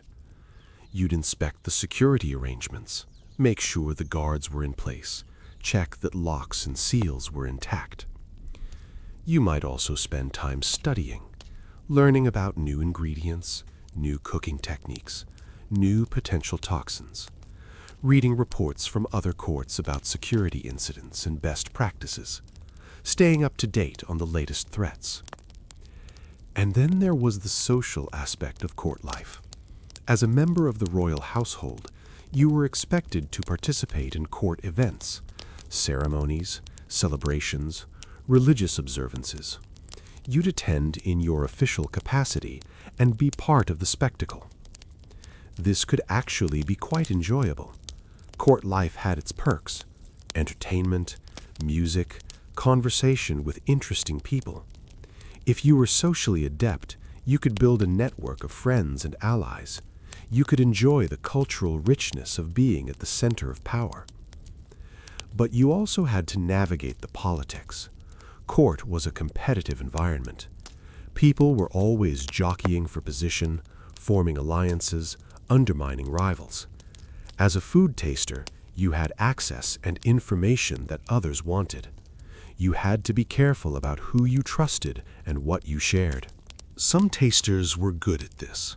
They played the game, built influence, and used their position as a stepping stone to greater things. Others just kept their heads down, did their jobs, and tried to stay out of trouble. There's no one right way to do it. It depended on your personality, your ambitions, and your circumstances. Let's talk about the records and documentation that tell us about food tasters, because this is actually an interesting historiographical question.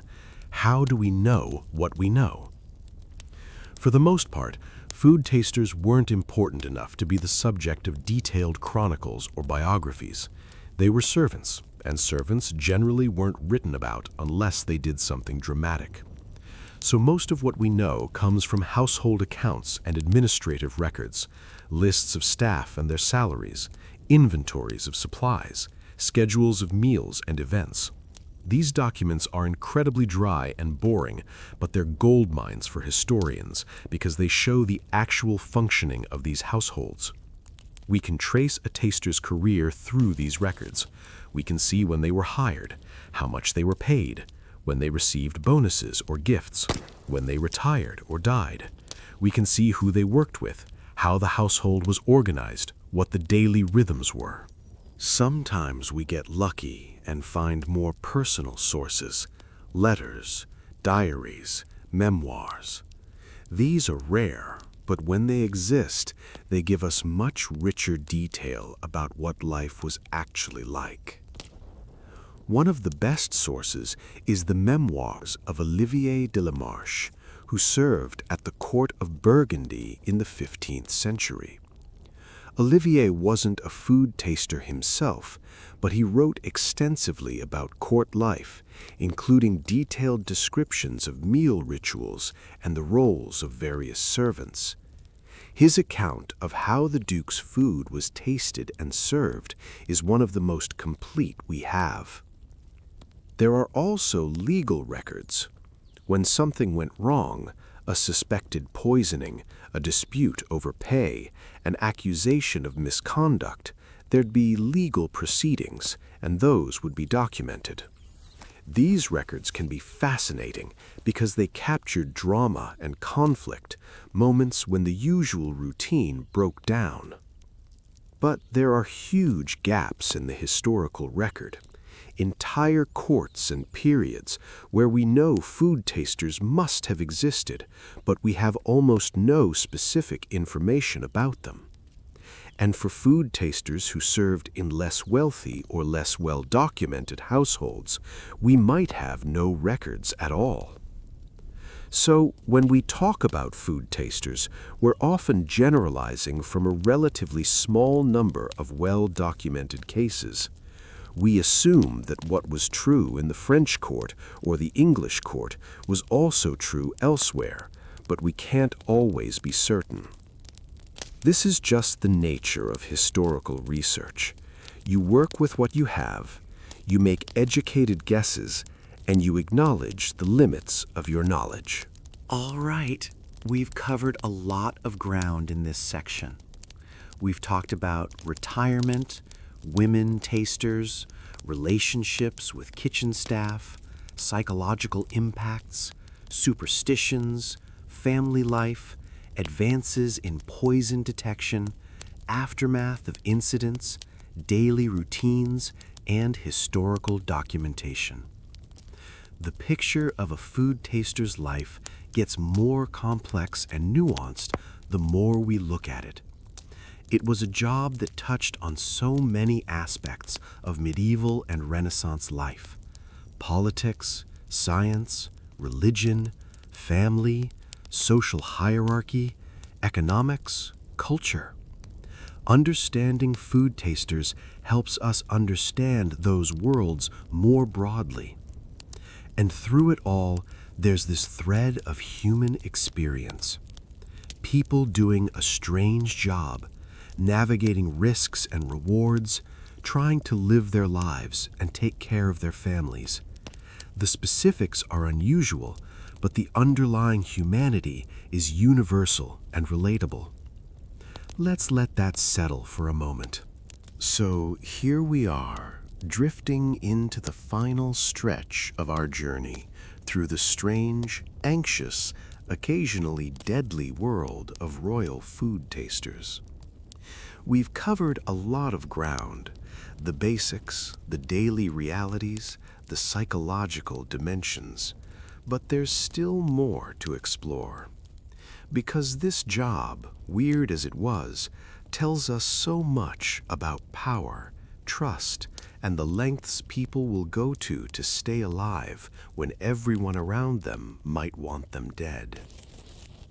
Let's start this final section by talking about some specific incidents that really capture the drama and tension of being a food taster.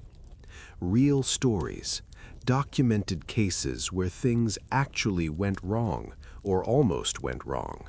because while we've talked about the theory and the general practices, nothing brings it to life quite like actual events. One of the most famous cases involves Pope Alexander VI, the Borgia Pope, in 1503. Alexander was having dinner with several cardinals outside a vineyard near Rome. Now, the Borgias had a reputation, deserved or not, for poisoning their enemies. There were rumors that they had a special poison called cantarella that they used liberally on anyone who got in their way. On this particular evening, Alexander and his son Caesar Borgia both became violently ill after dinner. Alexander was 72 years old and didn't survive. Caesar was younger and stronger, and he pulled through, though he was sick for weeks. The official story at the time was that they'd both contracted malaria, which was common in Rome during the summer. But rumors immediately started circulating that they'd been poisoned. The ironic twist: some people claimed that the Borgias had prepared poisoned wine for the cardinals, planning to kill them and seize their wealth, but the wine got mixed up and they accidentally drank it themselves. Is this true? Probably not. Modern historians think Alexander really did die of malaria or some other illness. But the story stuck because it fit the Borgias' reputation, and it illustrates the climate of suspicion and paranoia that surrounded powerful people's meals. What's interesting for our purposes is that Alexander did have food tasters, multiple ones, in fact. So if he was poisoned, and again, he probably wasn't, it means the tasters either failed or weren't used that evening, or the poison was something that acted slowly enough that the tasters didn't show symptoms before the Pope ate. This is the fundamental limitation of the food taster system. It wasn't foolproof. It added a layer of security, but determined poisoners could potentially work around it. Another fascinating case comes from the court of King Erik XIV of Sweden in the 16th century. Erik was paranoid, possibly mentally ill, and absolutely convinced that people were trying to poison him. He had multiple food tasters and insisted on elaborate precautions. Erik would sometimes refuse to eat anything at all, fearing that even his tasters were in on the plot. He'd go days with minimal food, which obviously didn't help his mental state. Other times, he'd demand that his tasters eat huge portions of each dish, way more than necessary, and then wait for hours before he'd touch anything. His court found this incredibly disruptive. Meals became these drawn-out ordeals. The kitchen staff was constantly under suspicion. Several innocent servants were imprisoned because Erik thought they looked suspicious. Eventually, Erik was deposed by his brothers, not because of the food-tasting paranoia specifically, but because his erratic behavior made him impossible to work with. After he was removed from power, he was imprisoned, and ironically, he may actually have been poisoned in prison. His death was attributed to pea soup, which allegedly contained arsenic. So the man who spent years terrified of being poisoned at his own lavish meals may have been done in by prison food. There's something darkly fitting about that. Let's drift over to the Ottoman Empire for a bit, because we haven't spent much time there, and Ottoman court culture had its own unique approach to food safety. Ottoman sultans lived in the Topkapi Palace in Istanbul, and the palace was a world unto itself. Thousands of people lived and worked there, organized into elaborate hierarchies and departments. The kitchens were massive. We're talking 10 separate kitchen buildings, each specializing in different types of food. The Sultan's food tasters were part of a larger system of internal security. The tasters themselves were often young men recruited from Christian families in the Balkans through the devshirme system. These boys would be taken from their families, converted to Islam, and trained for service in the Ottoman administration or military. Being selected as a taster for the Sultan was actually considered an opportunity. You'd be educated, trained, and given access to the highest levels of power. If you served well, you could eventually move on to military or administrative positions.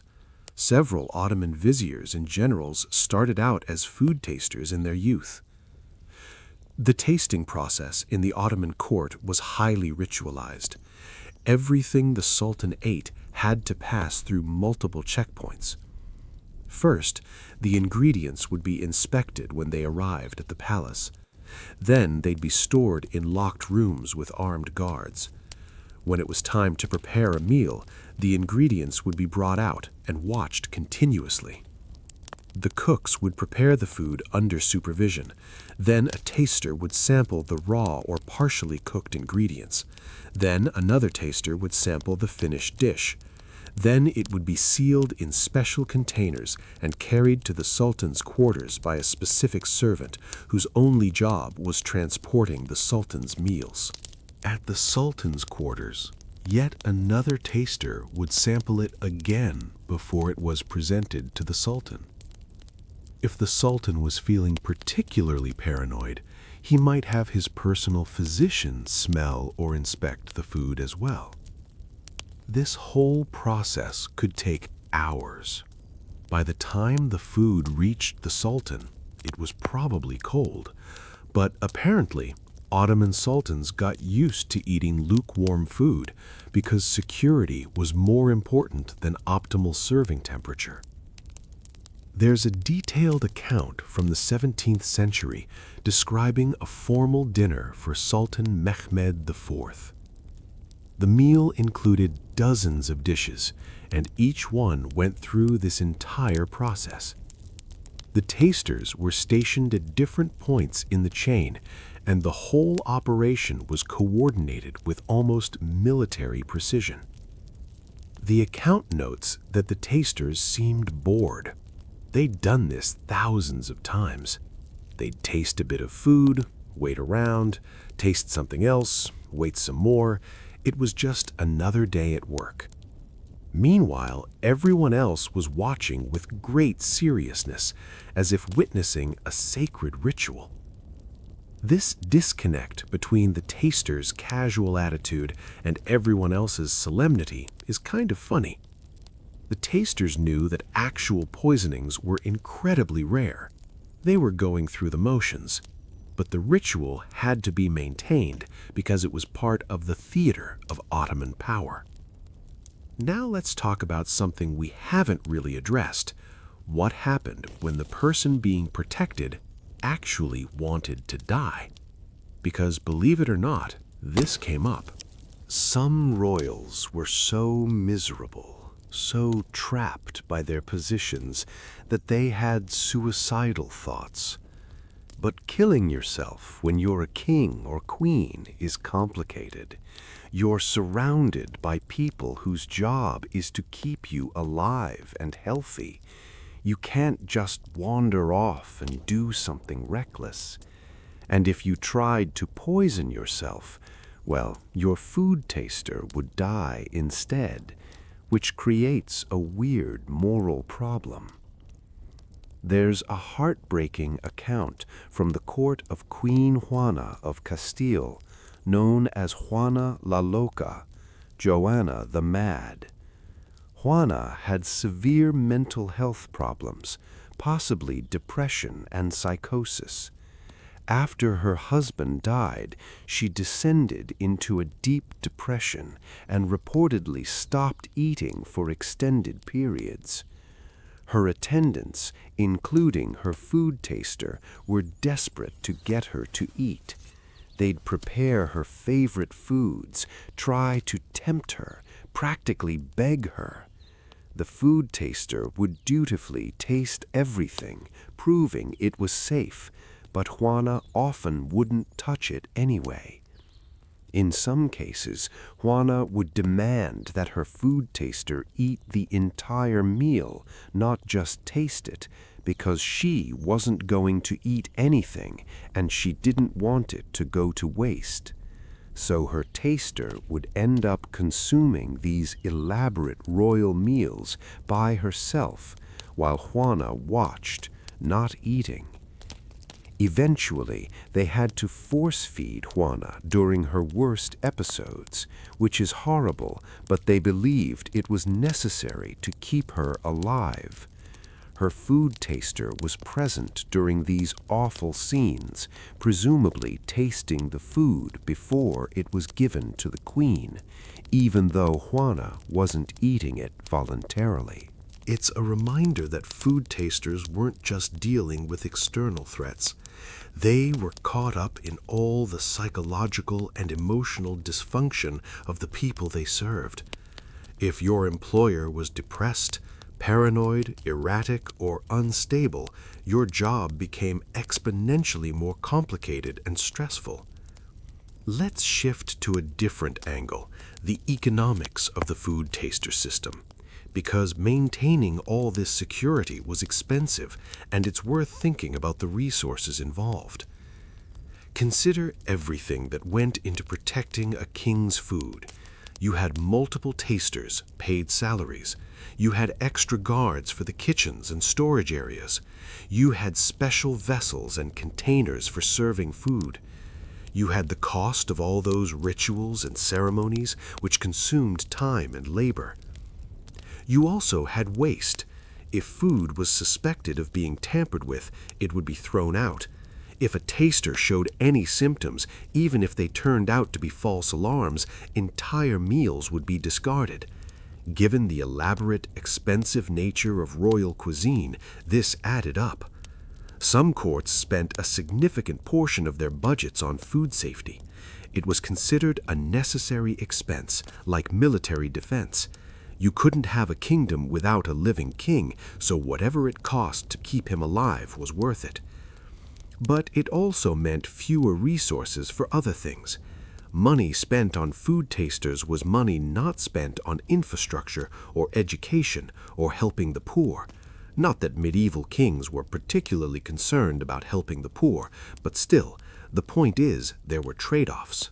Some fiscally minded advisors tried to reduce these costs. They'd suggest streamlining the tasting process, cutting the number of tasters, simplifying the rituals. But these suggestions were usually rejected, because no king wanted to be the one who cut corners on his own security and then got poisoned as a result. There's a funny account from the court of Philip II of Spain. Philip was famously bureaucratic and detail-oriented. He wanted to review every expense, including the costs associated with his food tasters. He had his accountants prepare a detailed breakdown of how much the entire food safety operation cost per year. When he saw the number, he was shocked. It was enormous. But then he thought about it and decided it was worth it. According to a letter he wrote to an advisor, he reasoned that even if there was only a small chance of being poisoned, the cost of prevention was less than the cost of losing his life. It's actually a pretty rational calculation. So he approved the budget, and the elaborate food tasting system continued. But he did make them submit quarterly reports justifying the expenses, because he was Philip II, and of course he did. Now let's talk about the cultural legacy of food tasters, because even though the practice is mostly obsolete, it's left traces in language, literature, and popular imagination. The phrase food taster or taster has entered the language as a metaphor. When we say someone is testing the waters or being used as a guinea pig, we're echoing the concept of the food taster. someone who goes first and takes the risk so others can see what happens. Food tasters appear in literature and drama as symbols of loyalty, sacrifice, or the paranoia of power. Shakespeare doesn't specifically mention food tasters much, but the culture of suspicion around meals permeates his plays. Characters are constantly worried about being poisoned. Hamlet's father is poisoned. Romeo and Juliet die from poison. It's everywhere. In later literature, food tasters become more explicit characters. There's a great scene in Alexandre Dumas's The Count of Monte Cristo, where a character discusses the history of poison and mentions the precautions that royals took, including food tasters. Dumas clearly did his research, and he uses the historical practice to add authenticity and atmosphere to his revenge tale. In modern fiction, food tasters sometimes appear in fantasy novels, especially those set in medieval-inspired worlds. George R.R. Martin's A Song of Ice and Fire series features food tasters. Characters discuss them, use them, and in at least one case, a food taster dies after consuming poisoned food meant for a king. These fictional portrayals keep the concept alive in popular consciousness. Most people today don't think about food tasters in a historical context, but they've encountered the idea in books or movies or TV shows. There's also the broader cultural fascination with poison as a weapon. Murder mysteries often feature poison because it's subtle, it requires knowledge and planning, and it creates suspense. The food taster is part of that cultural landscape, a defense against the poison threat, and a reminder of how high the stakes are. Let's talk about the transition from food tasters to modern security practices, because this is an interesting evolution. As we've mentioned, food tasters gradually became less common in the 18th and 19th centuries, but the need to protect leaders from food-based threats didn't disappear. It just changed form. Modern leaders don't have food tasters in the traditional sense, but they do have food security. The methods are different, but the goal is the same. For example, the President of the United States has an entire support system to ensure food safety. The Secret Service vets anyone who prepares food for the President. There are background checks, security clearances, the whole works. The ingredients are sourced from approved suppliers. The preparation is monitored. When the President travels, the Secret Service often brings food with them, or they carefully vet local suppliers and kitchens. Nothing is left to chance. But there's no taster in the traditional sense. No one takes a bite of the President's food and waits to see if they keel over. Instead, the security is preventive. The focus is on making sure nothing dangerous gets into the food in the first place, rather than detecting it after the fact. This is a more effective approach, honestly. It's better to prevent poisoning than to detect it after the food is already prepared. And modern food safety measures, refrigeration, sanitation, supply chain security make it much harder to poison someone without detection. That said, there have been cases in the modern era of leaders being poisoned or allegedly poisoned, so it's not an extinct threat. It's just handled differently. Viktor Yushchenko, the Ukrainian politician, was poisoned with dioxin in 2004. He survived, but he was severely disfigured. The poison wasn't delivered through a formal meal, though. It was allegedly put in his food at a private dinner. So even with modern security, if someone with access wants to poison you, they might succeed. But these cases are rare. Poisoning is hard to pull off in the modern world. We have forensic science, we have autopsies, we have chemical analysis. If someone is poisoned, we can usually figure out what the poison was and potentially trace it back to the source. In the medieval period, none of that existed. If a king died suddenly, people might suspect poison, but they couldn't prove it. This uncertainty made poison more attractive as a weapon, and it made food tasters more necessary as a defense. Now let's talk about something philosophical for a moment. What the food taster position tells us about power, trust, and mortality. At its core, being a king or queen or emperor was lonely and paranoid. You had power, yes, wealth, luxury, people bowing before you, but you couldn't trust anyone. Even the people closest to you, your spouse, your children, your advisors, might want you dead. The food taster was a physical manifestation of that distrust. Every meal was a reminder that you were vulnerable, that people wanted to kill you, that you needed someone else to risk their life just so you could eat safely. And from the taster's perspective, it was a reminder of the fundamental inequality of the world they lived in. Your life was worth less than the king's life. That was just the reality. You ate first not because you were honored, but because you were expendable. Some tasters accepted this as the natural order of things. The king was important, chosen by God, anointed and crowned. Of course, his life mattered more. Of course, it made sense to protect him, even at the cost of others. But some tasters must have resented it, must have thought, why is his life worth more than mine? We're both human. We both bleed. We both die. These thoughts probably went unspoken, because expressing them would be dangerous, but they must have been there. And there's the mortality aspect. Being a food taster forced you to think about death constantly.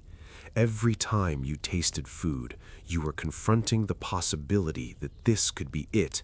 This could be the moment you die. Most people spend their lives avoiding thinking about death. We know it's coming, but we don't dwell on it.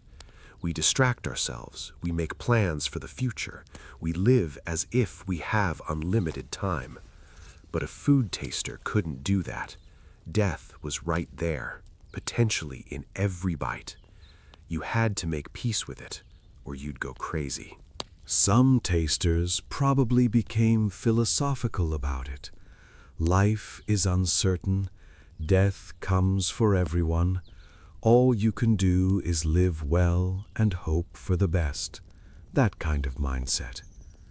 Others maybe became religious, finding comfort in the idea of an afterlife, that even if they died from poison, their soul would be saved. And some probably just tried not to think about it, compartmentalized it, treated it as just another job, and didn't let themselves dwell on the implications. There's no right way to deal with that kind of existential weight. Everyone finds their own path. Let's talk about the legacy individual food tasters left behind, the ones we know about by name. Most tasters, as we've discussed, are lost to history, but a few are remembered, and their stories give us glimpses into what this life was really like. There's a man named Helotus, who was Nero's food taster in ancient Rome. Helotus is mentioned in historical sources because he was allegedly involved in the death of Emperor Claudius. According to some accounts, Helotus was bribed or coerced into allowing poisoned mushrooms to reach Claudius, or possibly he even administered the poison himself. Whether this is true is debatable. Ancient sources about Nero's reign are often unreliable, full of propaganda and rumors. But the story stuck, and Helotus went down in history as the food taster who failed or betrayed his emperor. There's also a Byzantine eunuch named Samonis who served as a food taster and later became a powerful advisor to Emperor Leo VI in the late 9th and early 10th centuries. Samonis started as a food taster, but proved to be intelligent, capable, and loyal. Leo trusted him and gave him increasing responsibilities. Eventually, Samonis was involved in diplomatic missions, military planning, and court politics. He accumulated wealth and power, but he also made enemies, and eventually he was accused of treason and executed. Samonis's story shows both the opportunities and the dangers of court life. You could rise from being a food taster to being one of the most powerful men in the empire, but you could also fall just as quickly. There's a touching gravestone from medieval England from a small church in Sussex that marks the burial of a man named William Gardner. The inscription identifies him as a food taster to King Henry VII. It doesn't say much else, just his name, his position, and his dates of death. But someone, probably his family, paid for that gravestone and made sure his service was recorded. They wanted people to know that William had held this position, that he'd served the king, that his life had meaning and importance. It's a small thing, but it's poignant. William Gardner has been dead for over 500 years, and we know almost nothing about him except what's on that stone. But we know he was a food taster, and we know someone cared enough to memorialize him. These individual stories, fragmentary as they are, remind us that these were real people. They lived, they worked, they had families and friends and hopes and fears. They weren't just historical curiosities, they were humans, navigating a strange and stressful job in a world very different from ours. Let's talk about food tasters in art and visual culture, because they do appear in paintings and other artworks, usually lurking in the background of feast scenes. Medieval and Renaissance artists loved depicting elaborate banquets, kings dining in great halls surrounded by courtiers, with tables groaning under the weight of all the food. And if you look closely at these paintings, you can sometimes spot the food taster. He's usually standing near the king, often holding a cup or a small plate. He's dressed well, but not as elaborately as the nobles. He's watching, attentive, ready to intervene if needed. There's a famous painting by Paolo Veronese called The Wedding Feast at Cana, which depicts a biblical scene, but with all the trappings of a 16th century Venetian feast. In the crowd, if you know what to look for, you can see figures who were likely food tasters positioned near the important guests. Another example is the Bayeux Tapestry, which depicts the Norman conquest of England. There's a scene showing William the Conqueror at a feast, and there are servants who appear to be tasting the food before it's served. It's a small detail, but it shows that even in the 11th century, this practice was important enough to include in a major historical artwork. These visual representations are valuable because they show us details that written sources sometimes miss. What people wore, how they stood, what the rituals looked like. They bring the past to life in a different way than text alone. Now let's drift into some of the weirder, more obscure footnotes of food taster history. because there are some genuinely strange stories out there. There was a German prince in the 18th century. His name was Karl August, Prince of Waldeck and Pyrmont, who was so paranoid about poison that he insisted his food taster also taste his bath water. Yes, you read that right, bath water. The logic, such as it was that poison could be absorbed through the skin. So before Karl August would get into his bath, his taster would have to stick his hand in the water and hold it there for several minutes to make sure it wasn't going to cause any adverse reaction. Did this make sense? Not really. Most poisons that work through skin contact aren't going to cause obvious symptoms in a few minutes, and if the bath was poisoned, sticking your hand in it wasn't going to adequately test it. But Karl August felt safer, so his poor taster had to test bath water in addition to food. There's also a story from the Mughal court in India about Emperor Shah Jahan, the guy who built the Taj Mahal. Shah Jahan apparently loved mangoes, absolutely loved them. During mango season, he'd eat several mangoes a day. His food taster had to taste every single mango before the emperor ate it. But here's the thing. Shah Jahan was picky about his mangoes. They had to be perfectly ripe, perfectly sweet, perfect temperature. So his taster would have to taste multiple mangoes to find ones that met the emperor's standards. During peak mango season, the taster was reportedly eating 20 or 30 mangoes a day, which sounds great for about a day, and then it sounds like a stomachache waiting to happen. The poor guy probably got so sick of mangoes. But he couldn't refuse because it was his job. So he dutifully tasted mango after mango, sorting them by quality, making sure none were poisoned, and probably dreaming of literally any other fruit.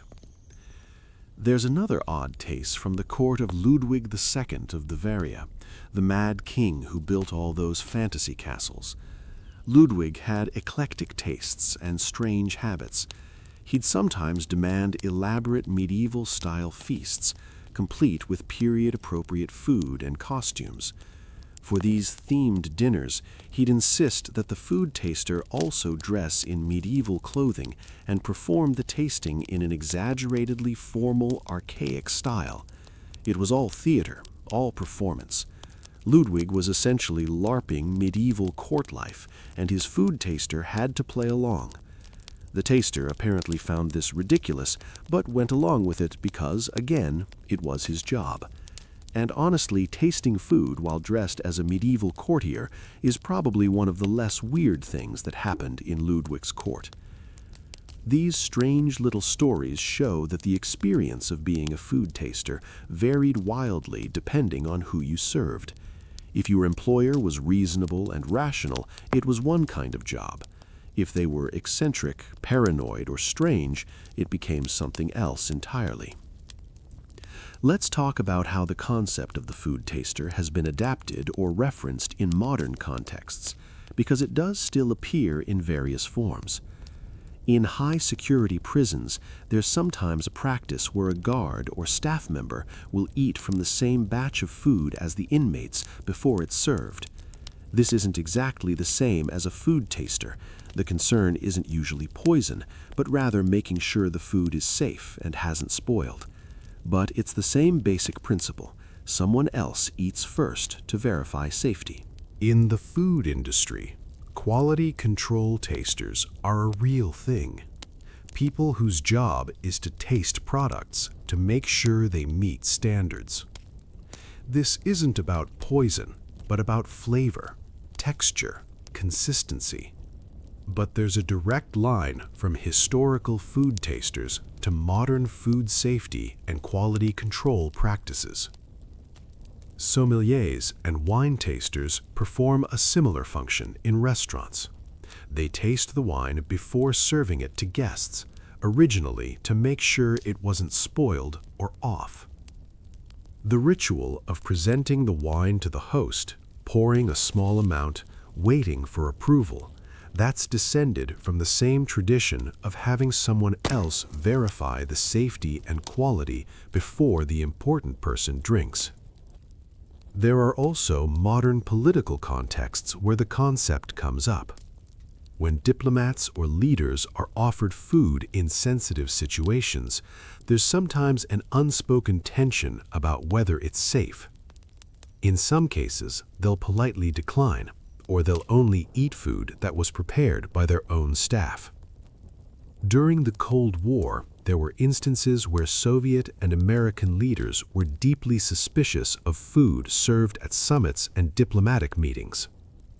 Nobody was poisoning anyone, at least not through food, but the paranoia was there, echoing centuries of similar fears.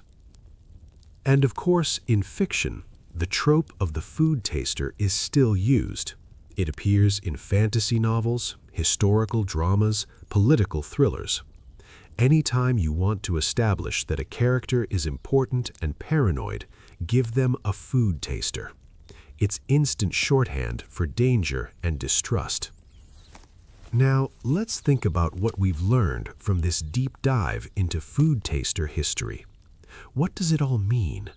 What can we take away from spending hours thinking about people who tasted food for royalty centuries ago? First, it's a reminder of how different the past was.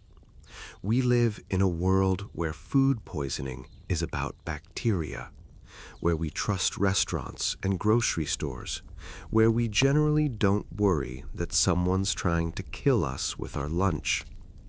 For most of human history, those concerns were very real. Second, it shows us how power worked.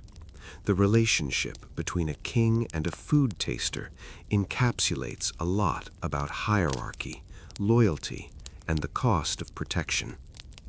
Power required constant vigilance, constant precaution, constant suspicion. It wasn't easy being at the top, even with all the wealth and luxury. Third, it humanizes history. When we think about medieval kings or Renaissance popes, we often think about the big dramatic events, the wars, the marriages, the political intrigues. But they also just ate dinner. They worried about poison. They had servants who tasted their food. These mundane details make them feel more real, more relatable.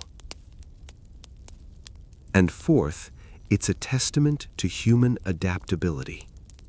People took on this weird, stressful job and made it work. They found ways to cope with the anxiety, to build lives and careers, to find meaning and purpose. Humans are remarkably good at adjusting to strange circumstances and making the best of them.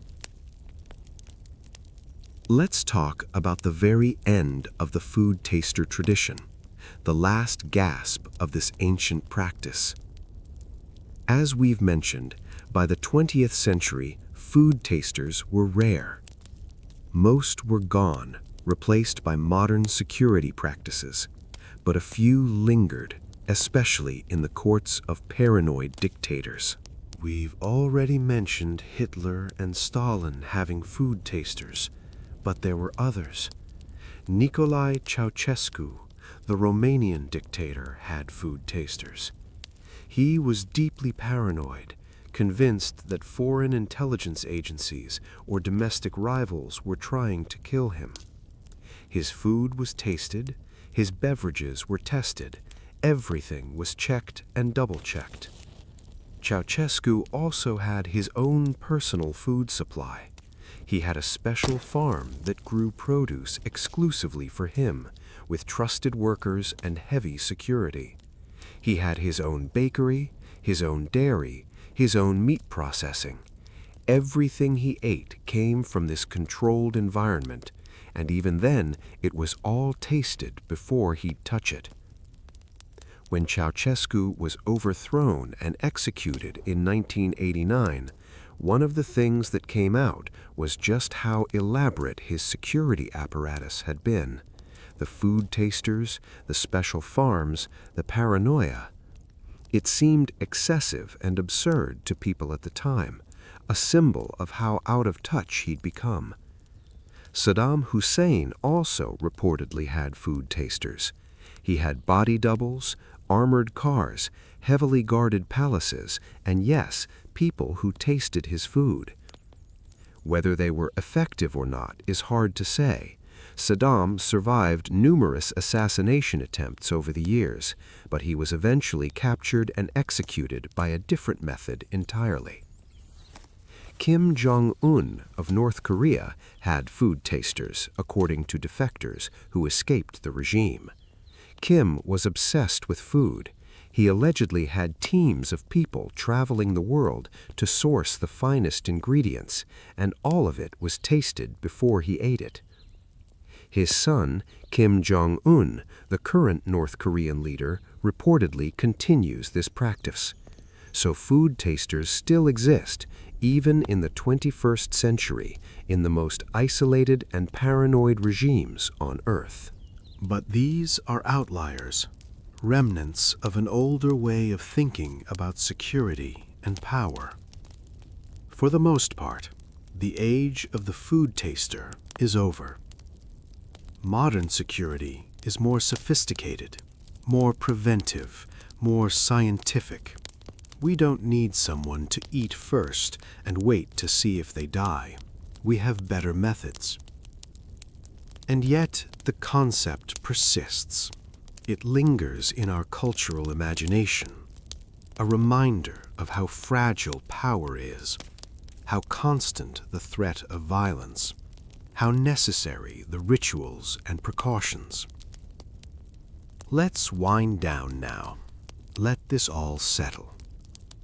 We've journeyed through centuries, across continents, into kitchens and dining halls and courts.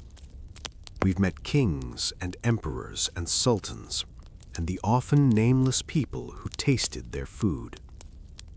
We've explored the practicalities, how you became a taster, what you did all day, how much you got paid. We've looked at the dangers, both real and imagined. We've examined the psychology, the stress, the anxiety, the coping mechanisms. We've seen the rituals and superstitions, the unicorn horns and the magic stones and the prayers. We've followed the evolution of poison detection, from simple taste testing to chemical analysis. We've heard stories, some famous, some obscure, popes and princes and emperors, mangoes and bathwater and medieval cosplay, the dramatic and the mundane, the tragic and the absurd. And through it all, we've seen the human element, people doing a job, strange as it was, navigating risks, building careers, taking care of families, making the best of a situation that was equal parts opportunity and danger. The food taster is a window into a different world, a world where power was more personal, more physical, more fragile, where your life could depend on whether someone else was willing to eat before you did. It's a world that's mostly gone now. We've moved on to different forms of security, different anxieties, different rituals. But the echoes remain in our language, our stories, our cultural memory. And maybe there's something comforting in that, in knowing that humans have always faced these questions. Who can I trust? How can I stay safe? What price am I willing to pay for security? And found ways to answer them. The food taster was one answer, not a perfect answer, not always an effective answer, but an answer nonetheless. A way of navigating a dangerous world, of creating at least the illusion of safety, of turning meals from moments of vulnerability into controlled, ritualized events. So here's to the food tasters, past and present, the unknowns who ate first, who waited to see what would happen, who stood by through countless meals and rarely faced the danger they were hired to intercept.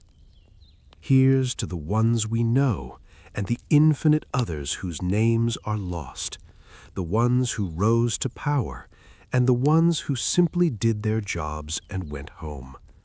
Here's to the anxiety and the boredom, the rich food and the constant vigilance, the weird job that someone had to do. And here's to the fact that most of us these days can eat a meal without wondering if it's going to kill us. That's progress. That's something worth appreciating. So let that thought settle in as we wind down. The strange, stressful, occasionally deadly, mostly boring job of being the king's food taster. A job that existed for thousands of years and is now almost entirely extinct. A footnote in history, but a fascinating one. Take a breath. Let your mind drift. Think about all those meals, all those tastes, all those moments of waiting to see if this would be the one that went wrong. Most of the time, it wasn't. Most of the time, the food was fine. The taster survived. The king ate. Life went on. And that's perhaps the most important lesson here. Despite all the precautions, all the paranoia, all the fear, most of the time things were okay. Not always, but usually. Life is uncertain. Power is fragile. Trust is rare. But people find ways to navigate these challenges, to create systems and rituals that help them feel safe, even when safety is never guaranteed. The food taster was part of that, a small cog in the vast machinery of royal courts, a minor player in the grand drama of history, but a real person doing a real job, facing real fears. And now, centuries later, we remember them. We tell their stories, or what little we know of them. We wonder what it was like, standing there, tasting that food, waiting. We probably won't ever fully know. The experience was unique to them, shaped by their time and place and circumstances. But we can imagine. We can try to understand. And in doing so, we connect with the past. We recognize the humanity in these long-dead people. We see ourselves in their struggles and their choices. That's what history is about, really. Not just dates and events and famous names, but the lived experience of people, the texture of daily life, the small moments that made up their days.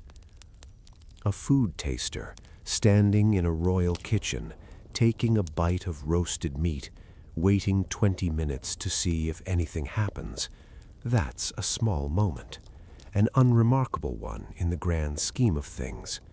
But multiply it by thousands of meals, by dozens of tasters, by centuries of this practice across the world, and it becomes something larger, a pattern, a tradition, a window into how people lived and thought and tried to survive. So let's honor that.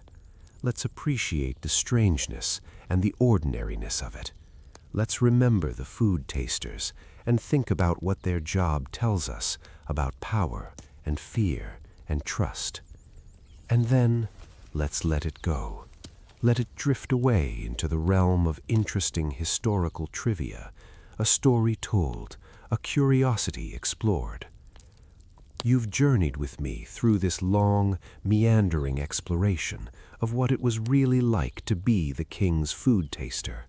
Thank you for sticking with it, for letting your mind wander through medieval kitchens and Renaissance courts, Ottoman palaces and Byzantine ceremonies. I hope it's been interesting. I hope it's helped you understand a little piece of the past that most people never think about. And I hope, if you're trying to fall asleep, that it served that purpose too. That the gentle rhythm of the stories and the facts and speculation has been soothing, calming, sleep-inducing. Because that's the beauty of history, isn't it? It can be fascinating and boring at the same time, important and trivial, dramatic and mundane.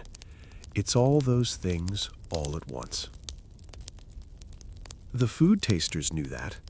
Their jobs were both incredibly important, protecting the king's life, and incredibly dull, standing around, tasting things, waiting.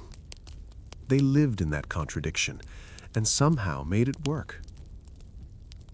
And now their story has been told, one more time, in the quiet hours of the night, for people drifting off to sleep, thinking about long ago meals and the people who tasted them first. Rest well, sleep peacefully, and maybe, just maybe, appreciate your next meal a little bit more, knowing that nobody had to risk their life tasting it first. That's the end of our journey. The food taster's tale is told. The courts are empty, the tasters long gone, the kings and emperors dust and memory. But for a little while, we've brought them back. We've remembered them. We've wondered about their lives. And that, perhaps, is enough. Good night.